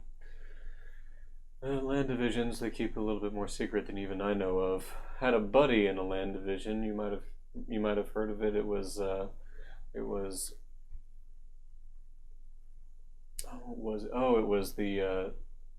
Wooden Horse Crew. I have heard of them, yes. Well, anyway, Captain Ravenelli, Harold, I suppose that you're going to be wanting to take a look at the progress we've made. That's correct. Well, I'll let you on in. So he lets you in. And you see that there is there's like a cleaning room, and kind of just douses you with water. Does that affect your disguise at all? It's magical. Makeup would fade from underneath your magical disguise, though. Right. Yeah. Sure. So I mean, the changes wrought by this spell fail to hold up to physical inspection. So if someone goes, if I were to add to a hat, objects would pass through the hat. Anyone who touches it would feel nothing, feel my head or hair. If I use this to appear thinner, they touch me before they actually. Okay, so knowing how that works, if you allow it to hit your head, your hair is going to start kind of spotting through. Would I be able to? Well, the water is not going to actually hit your head. Well, it'll the way I would run off in a way that water runs off of hair. I would get wet, but the disguise wouldn't appear. That's true. Wet. That's yeah.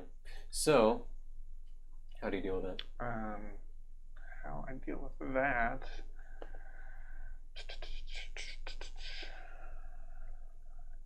Can't do that. Based on what we're seeing in here, is this the absolute only way to enter in through here? It's you walk through this door, you get sprayed, and you continue in. Yeah, so you get sprayed, and then does there's someone another watch this compartment. process? Okay. Or is there like a kind of like a blow dry step? There's a blow dry step. Okay. Like I feel like you wouldn't be just walking around like doused in water. Yeah. Right. Yeah. I'm just gonna let it happen. I just wanted to let you sweat for a bit. Yeah, Right. yeah. Yeah, It's like, oh God, how do I deal with this? Yeah. Otherwise, it's like Just the keep disguise self to look walking. moist. Yeah. Yeah. As far as like whether or not anyone's watching it, there's some guy just kind of standing there, just bored out of his mind. He That's sees not this all really the time, right? Yeah. Like he's just.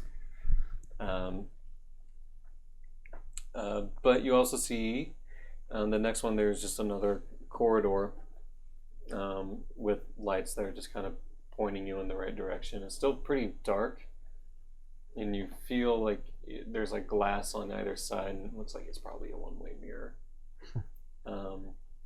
Does Just this Two-way mirror? does this seem like a trap of some sorts? Like we're just getting led into this place to get like experimented on? In any capacity, do I get that feeling at all? Or is it just the feeling that I'm getting as a That's player? That's the feeling you're just getting as a player. Yeah, okay. I mean, your character's getting that feeling too. Okay. He's wary. Like he does not Mm-hmm. like the situation. I'm guessing that he's kind of a bit of like a free roamer. Mhm. You know, wants to be out in the world, and he's in this box. building Monkey in a box of people basement watching him, possibly. underground with people just eyes all over. Like him. you're, yeah. He's got like no real freedom here, so he's Mhm. not comfortable. Mhm. And just to let you know a bit more about disguise self, Mhm. if someone wants to try and discern that I'm disguised, they can make an investigation check. Yep, Again, I'm It actually. gets my DC. Yep, I'm actually. Actively doing that with 500 people that are watching Right. as we walk. What's the DC? It's Shit. going to be 14. Okay. As you exit the other side, it's more well lit now, and you see in another like glass space that's blocking off any sort of explosion that might happen. You see a large hammer suspended in air. No one's touching it. They haven't discerned yet. No one's touching it. We've got some people kind of looking at it, but they're kind of wrapping up. It's towards the end of the day.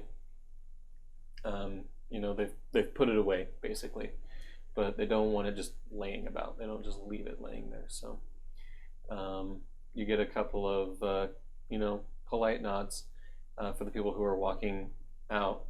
As you are about to approach the door, another guard stops you. Well, hey there, Harold. Look, I know that this is a surprise inspection and all, but do you mind if I just check out real quick whether or not you got anything that might, I don't know, react all befuddly with this here artifact? Me? React all fuddly? Right, just in case you forgot, since you had to come in such a rush. Just kind of like open up. Does this look like I've brought anything with me? Look, you understand the procedure. I'm gonna just have to pat down just to make sure you don't have anything in any sort of pockets. And I would like to charm person. You're gonna okay. All right. What is the DC? That's gonna be a wisdom 14. Wisdom 14. Mm-hmm.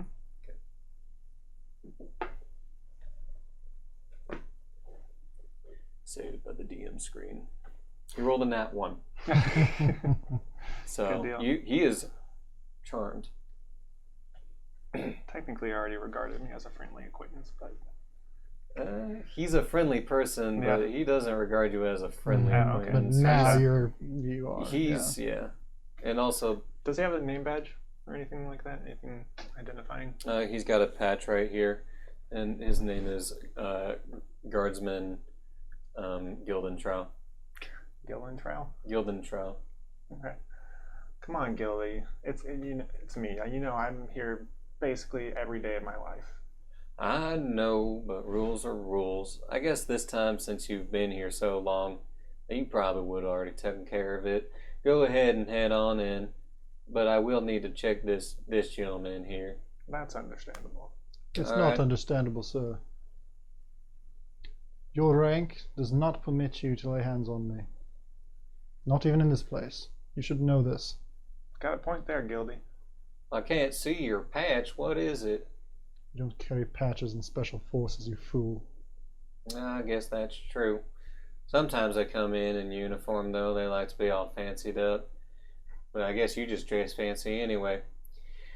Well, I'm just going to ask, do you have any sort of metallic objects on you? Any weapons? I understand that Special Forces likes to stay all sorts of armed just in case anything goes crazy, but I will ask that you do have to leave it outside. Anything that I have in my person can enter in with me. This is a military operation. We're inspecting military property. Harold, can you talk some sense into him? This is magical stuff that we don't quite understand. My good captain. He does have a point. No, I think we shall go in anyways, friend. And when I do that, I brush the beard away just slightly to where it shows the necklace, and it kind of just sparks him a little bit. Just kind of like takes his eye, and like it's meant to kind of charm him a little bit. I Okay. think it's like a charm type thing. Okay. Well, all right. I reckon just this once, but Harold, you be safe around this. Of course, because, I will take full responsibility for Yeah. anything that may happen. I mean, you bet you will, because if that thing goes off, you both dead. And he just opens the door. We are apparently willing to take that risk. Wouldn't be in this job if I wasn't. Right. And then he closes the door and he says something about like Special Forces people don't even know any sense. Just... All right, so you're in the room. Mm-hmm. It's suspended. Guard can still see you. So you will need to figure out a way to make it look like you haven't taken it. Are there like? Can you describe the room a bit more? Or is there, Okay, like, so tables there- with And notes is and, also- like, drawings. Yeah, table with notes, Yeah. drawings. There's like a chalkboard with high-level math that you may or may not understand. Yeah. You just look like an intelligent person right now. Right. And is he the only other person besides us in this vicinity that has eyes on this area? No. How Well, many other in the people are there? vicinity he is, but there's people with eyes on the area. Okay. So I'm going There's through. surveillance, not cameras, but there's like, monitoring things. Mm. You still have your bracelets, so you can talk to Demiris. Oh, right. In case you have any questions or anything like that. In case you need to talk to her. God, I should've There kept are that 3 game. charges on it. You haven't used any. Three charges. 3 each. charges per? Or does yeah, hers 3 have charges 3? per. And then, okay, cool. Yeah. I really should have stayed Arcane Trickster so I could do, some like cool stuff. Basically, so like I'm going through like just taking him through all these notes, just like Mhm. acting like I'm giving him the business. Be like, Right. Here's what's we've been researching. Here's how things been Mhm. going. Blah blah blah. blah. Roll an investigation check, because I'm going to assume that while you're doing this, you're looking for anything that little might mix, give you any yeah. hint as Sure. to like what you're dealing with in this room. Pretending to explain while looking through stuff, yeah. 23. 23. Nice. Good roll. You Finally. notice. Yeah. You notice that there are a couple of keys. There's actually 2. They match each other. And there are 2 keyholes on either end of the room as you're walking them through. The assumption is that you have, in order to deactivate the field, you have to turn both keys at the same time. It'll deactivate the field. It'll remain suspended, but you can grab the item and make the switch, if there's a switch, or you can just grab it and see if you Right. get out. Do I see any notes about what happens to like wielders or people touching it or? Okay. those who have tried to pick it up and swing it in the research facility haven't been able to. There were a couple of test subjects that they brought in from the military that were able to at least pick it up. Just to be able to carry it, more or less. Yep, just to be able to carry it and swing it and stuff. But when they hit a dummy with it, crackles of lightning would erupt out of it, and they couldn't control that crackle of lightning, and then in fact it would zap them. So there's like, you see some research surveillance footage of, you know, the test subjects hitting a dummy with it and then like being vaporized, and then the thing just falling to the ground. So you get the sense. We don't want to use it. You don't want to try to use it, and it would be a bad idea to do. And you guess that it's someone of above average strength needs to be carrying it. Just so that you guys know, in my world, 10 is average strength. Oh well, fuck. Okay. Cool. Yep. 12. Yeah. Yep. You've been informed that it's enchanted to look bigger than it is. Right. You've got like your research. It's not like a coat and pants and stuff. It's a robe. It's a flowing robe. So the issue is, how do you make it so that are you strong enough to carry it? No? Okay. I have a 10. Okay. So are you strong enough to carry it? All right. 12. So you got to make it. So now you got to switch two things. You got to switch your disguises, and you got to switch the item. Well, maybe. So yeah, I was gonna say here's what I'm thinking. The play could be you, as captain of these special forces, you're dissatisfied with progress or That's kind of where I was going. how things are going here, dissatisfied with this research labs, you know, still having this hammer. So you're taking it with you to be studied elsewhere, to be used elsewhere. Exactly. I'm the irate researcher trying to get you to stop and following you out of the facility. Yeah, no, I like that. I'm down for that. We're talking this plan as we're just like after we kind of come up with that. So talk about the plan, role play that, and I want you to slowly, like as you're saying it, I want you to get more animated and seem more angry in your gestures. Before that actually happens, I want to kind of ping Damaris and ask her if she thinks it would be possible to accomplish this in this manner. Like, do you think that it would be allowed for us to escape, to leave with this thing based on my ranking and position and affiliation with the military forces? Well, there are shadow ops within the Empire. It's pretty well known that there's both the glorious and the shady side of the Empire's reach. The contract did expire a week ago, so it could be that they're just being a little bit more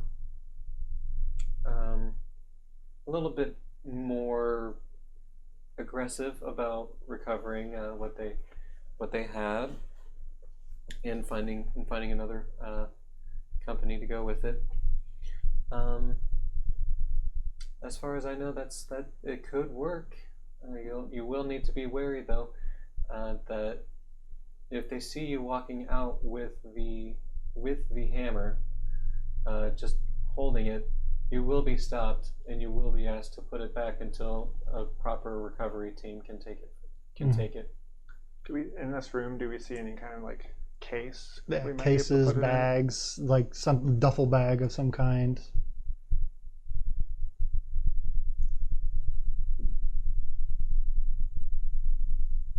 No. wrappings. No personal effects. Nothing. The case that it was brought in was taken and put into storage, which is in a completely different part of the facility. How physically large is it now that we can actually look at it face to face? How because it's made to look big and menacing comparatively to what it is, but how physically large does it appear? Like if I went to put it under my coat, what would happen? I mean, it would theoretically, based on what I'm looking at, not actually trying it yet. But what do we know about illusion magic? No, it doesn't pass to scrutiny. It wouldn't so physically. Bulge. Yeah. Okay. It wouldn't bulge. Yeah. I mean, it's still big. I mean, it would. It wouldn't bulge the way that this giant behemoth of a thing would, but it would. It would bulge the way that a sledgehammer would. Like you can't just put it in a pocket and walk out. Right. But yeah, like like a little 2-pound sledgehammer. That's what it would bulge like. However, it can't be carried in a hoist or a holster or any sort of scabbard or anything like that. It has to be carried in hand. Interesting. You can carry it in a case because no one's like touching it, and it took multiple people to carry it out like that. So if you're carrying a case like with multiple people, it's going to look a little suspect coming out of that. So somehow you're going to have to disguise it to look like not what it is and just carry it out. I don't think I personally have a way to do that. Do you have a way to? I've got a minor illusion cantrip. I don't know if that. What's that going to do? It creates illusion. You can make it look like it's still there, but then that kind of foils our whole idea. I mean, or would I be able to out? dispel the larger than it is illusion? What's that? Would I be able to dispel the illusion that's on the hammer? No, this is ancient magic. Okay. This is heavy stuff. But so are you wanting to go with this idea of inspect hiding it? Yeah, inspect the hammer a little bit more closely. What is the investigation? Yeah, investigation. 14. 20. So, you got a 20? Not a natural, but I did get a 20. All right. And what was yours? 14. Okay. So you note that there is a room that kind of swirls on it. And it runs from like the head all the way around and then down the shaft to the bottom, to the bottom of the pommel. Upon looking at the bottom of the pommel, you see the same symbol that you saw back at the Rat King's lair. It's just a house. And you note that there is a. Have you ever dealt with orcs before? I'm sure, yeah. Backstory wise, absolutely would have. Okay.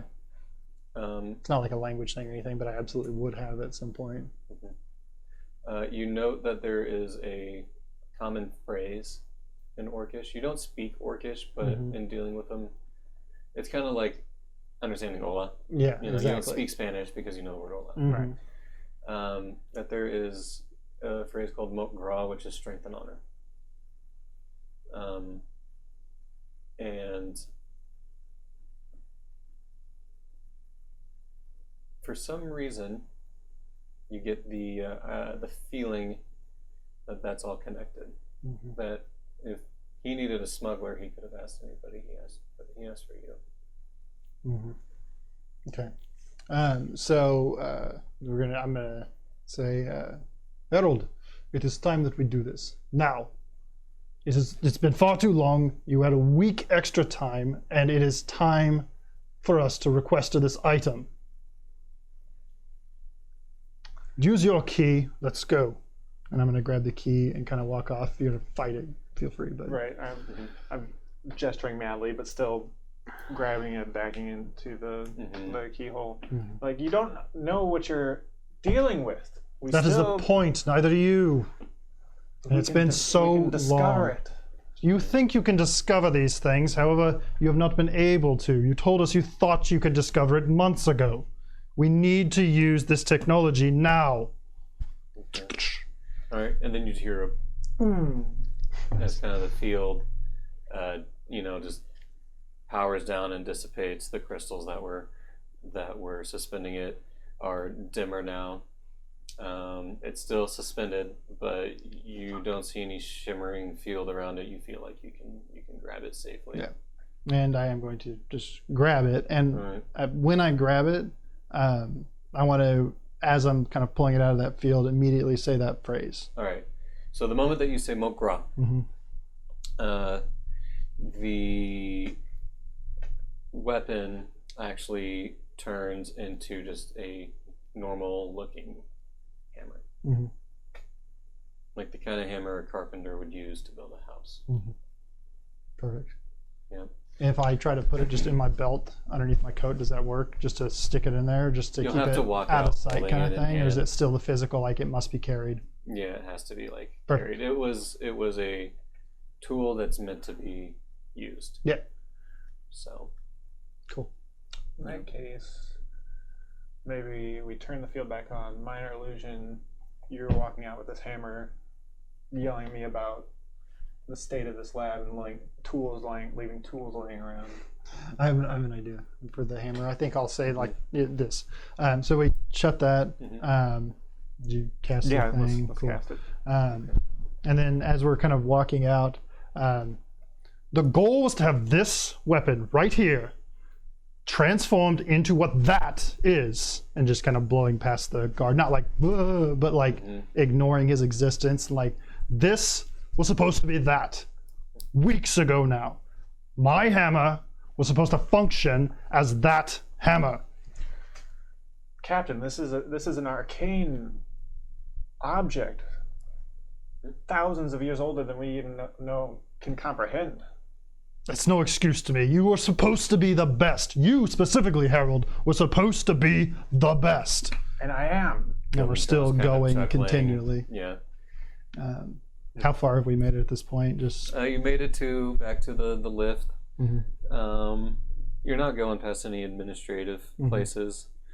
so we're past all the guards at this point. Now that we're back in the lift going up, you've or still got, that we've seen so far. That we're aware you've of. got you're past the armed guards. Yeah. But you still have the people at the desk, the administrative people that you're gonna have to smooze your way out of. But you're almost there. Okay. Continuing on with it, then, as we pass that, I'm going to be less animated now, but still just like, Harold, you've said your piece. There's nothing else that we're going to do here. You can expect the full team here within the next week, and continue to. Okay. You hear a little beep beep beep beep beep in your ears, and your wrist kind of buzzes a bit. And you feel a little shock. And then, okay, so you touch it. Do you touch it? Yeah, because I know what it is. So yeah. Yeah, so you're I'm just pretty like, familiar with it. It's Demiris. Oh no, guys. We've got a bit of a situation. You're gonna need to hurry it up. Harold has arrived with somebody from the military. There's gonna be a sneak inspection. You need to go now. I'm about to leave. I'm cutting contact with you. You won't be able to reach me on these anymore. And are we going to be passing these people? No, are they coming to the front door, or are they Harold's round gonna back? need to go grab his badge. So you're not going to be able to put it back. Yeah. Okay. That's Don't fine. have time for that. Yeah. No. I actually didn't even think about that. I wasn't even processing the idea of his badge being returned. I was like, we're just going to go. So yeah, perfect. In that case, is there just a counter somewhere I can just kind of set it on, like I forgot it? As you're walking out, you're kind of going through the motions again of that sanitation process, but in reverse. Well, not totally reverse, but you Or get to I'll just drop it in a corner. Well, you get to the elevator. Spy move. You get to the elevator. You can just leave it in the slot. Yeah. So is that what you do? Mm-hmm. Okay. So you leave it in the slot, and the door closes. You go up. While you're in the elevator, you've got about 30 seconds. You're wearing Harold's stuff. You look like Harold. Yeah. I would like to drop the disguise. All right, so you're gonna just drop the disguise entirely? Yeah. Okay. All right, so are you physically wearing his clothes? You wouldn't have to be with disguise self. Oh, I guess I wouldn't have to. And you would know that as Right. who you are. So. Yeah. Right, but you mentioned that you were putting on the clothes earlier. Yeah. Are you still, or No, I don't have his clothes on. you don't have his clothes on? No. Can we retcon that? Because I forgot that part of disguise self. No, there's just a pile of robes on the floor. Okay, sure. Yeah, you just took them off. You. Mm-hmm. You need to figure out a way to make it seem like you have a reason why you're just holding a random hammer.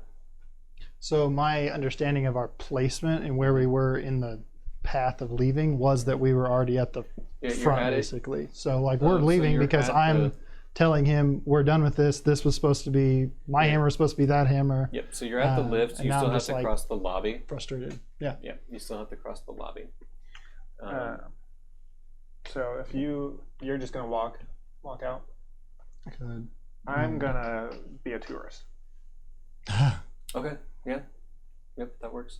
He's gonna go. If he goes like right, He's just gonna beeline out. Yeah. Okay. I'm gonna while I do that, I'm gonna do it with some form of stealth attached to it. Not like I'm trying to sneak away, but like just being casual in the essence of stealthing away quietly, calmly. Yeah, you're done with the Herald stick, and now I'm here and I'm walking out. Give me a performance.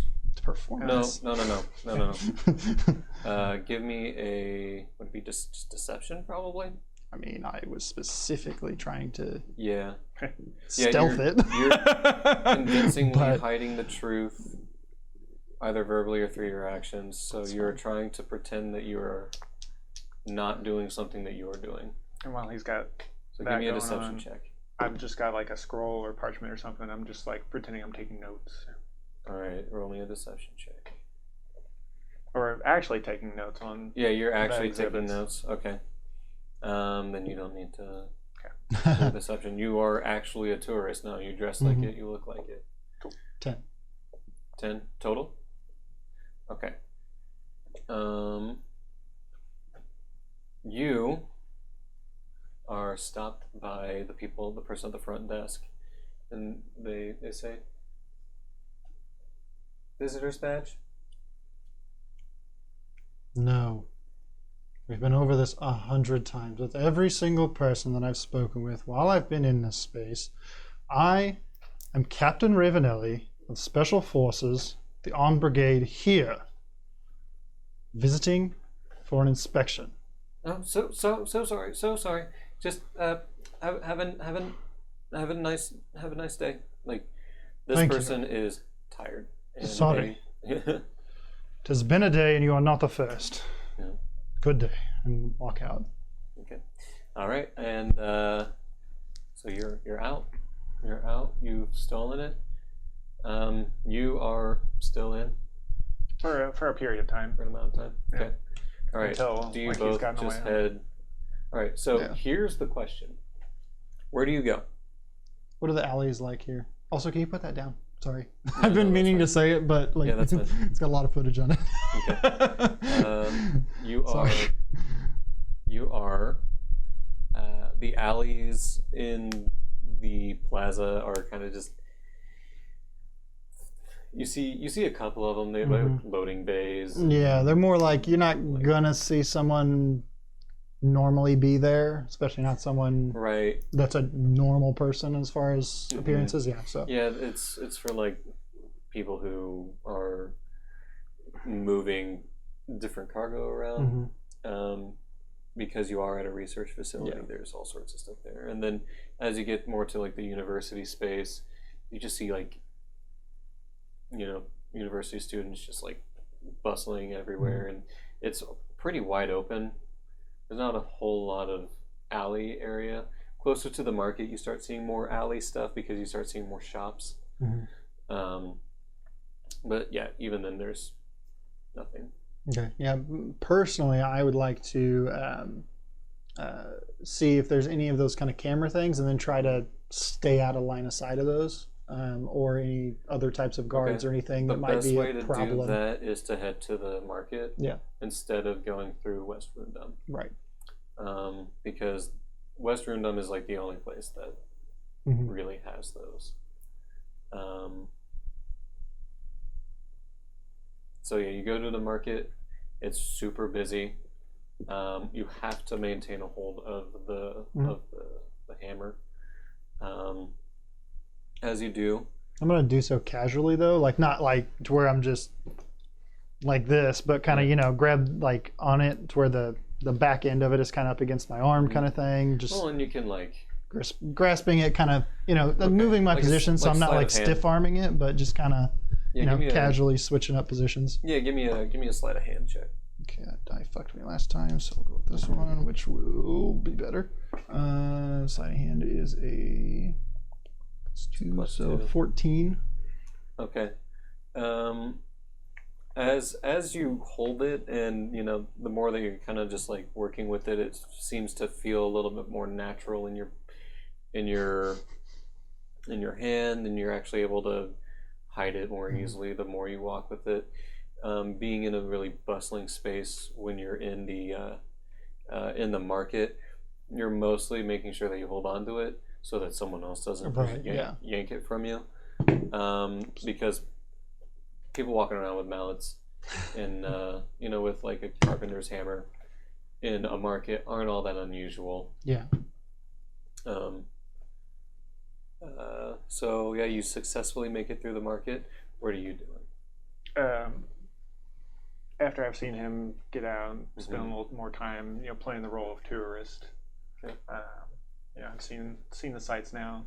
Just walk out and go through the market myself. Okay. All right, so you're kind of tailing him probably by about 2 minutes, maybe? Yeah.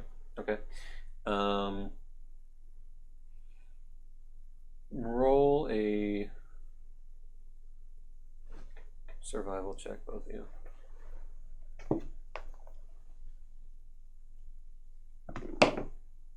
God dang, that die. Survival a 6. Okay. Because we're doing like an interesting version of survival in which you are trying to get through the city. You're taking like once we get to like precinct 6, things don't feel as familiar, but that's because you're closer to the center and you kind of came in from the outside. So you're just trying to intuit what direction you need to go, and you find yourself getting kind of closer to West Rundum, and then you make your way over, and you're getting closer to Glory's Rest, and then that's when he catches up with you. Nice. And what was your 10. 10. All right, and you go, I think it's this way, and you point in the general direction of the ORC.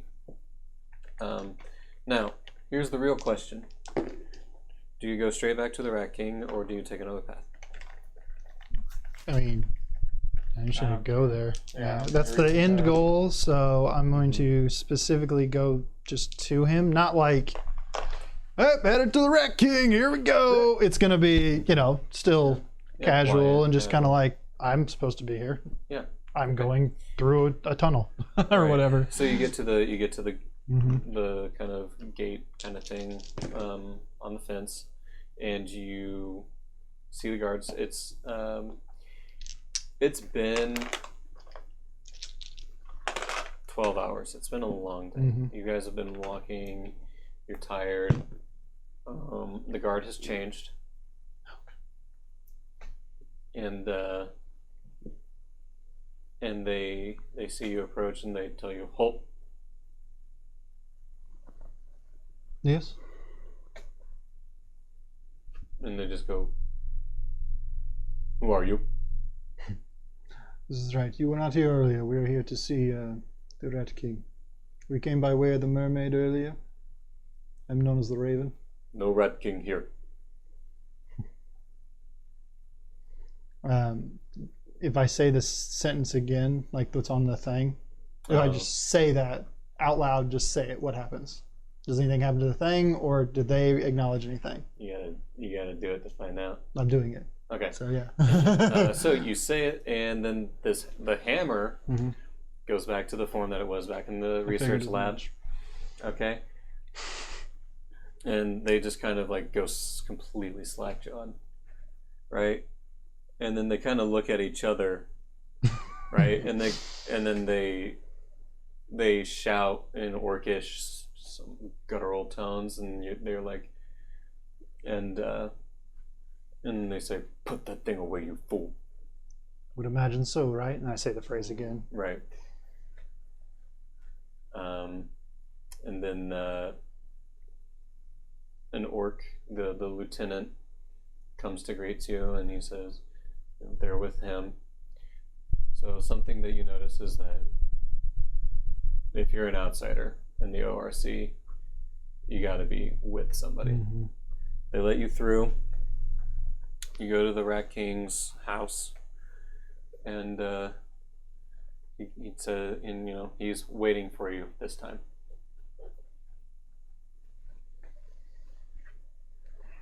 As I walk in, I'm going to take kind of just a little bit of extra step to give it some motion. Just be like, gotcha something, and toss it, kind of just open-ended, not like throw it at him, but like toss it to where he could catch it. Just like, gotcha something. He exasperatedly gets up and catches it, and looks at it, and he goes, "Thousands of years old. Weapon of power that you don't comprehend. Completely indestructible, I imagine, as well. We don't know that. You've never broken it yet, friend. But I do know what happens when the wrong person swings it." Absolutely. He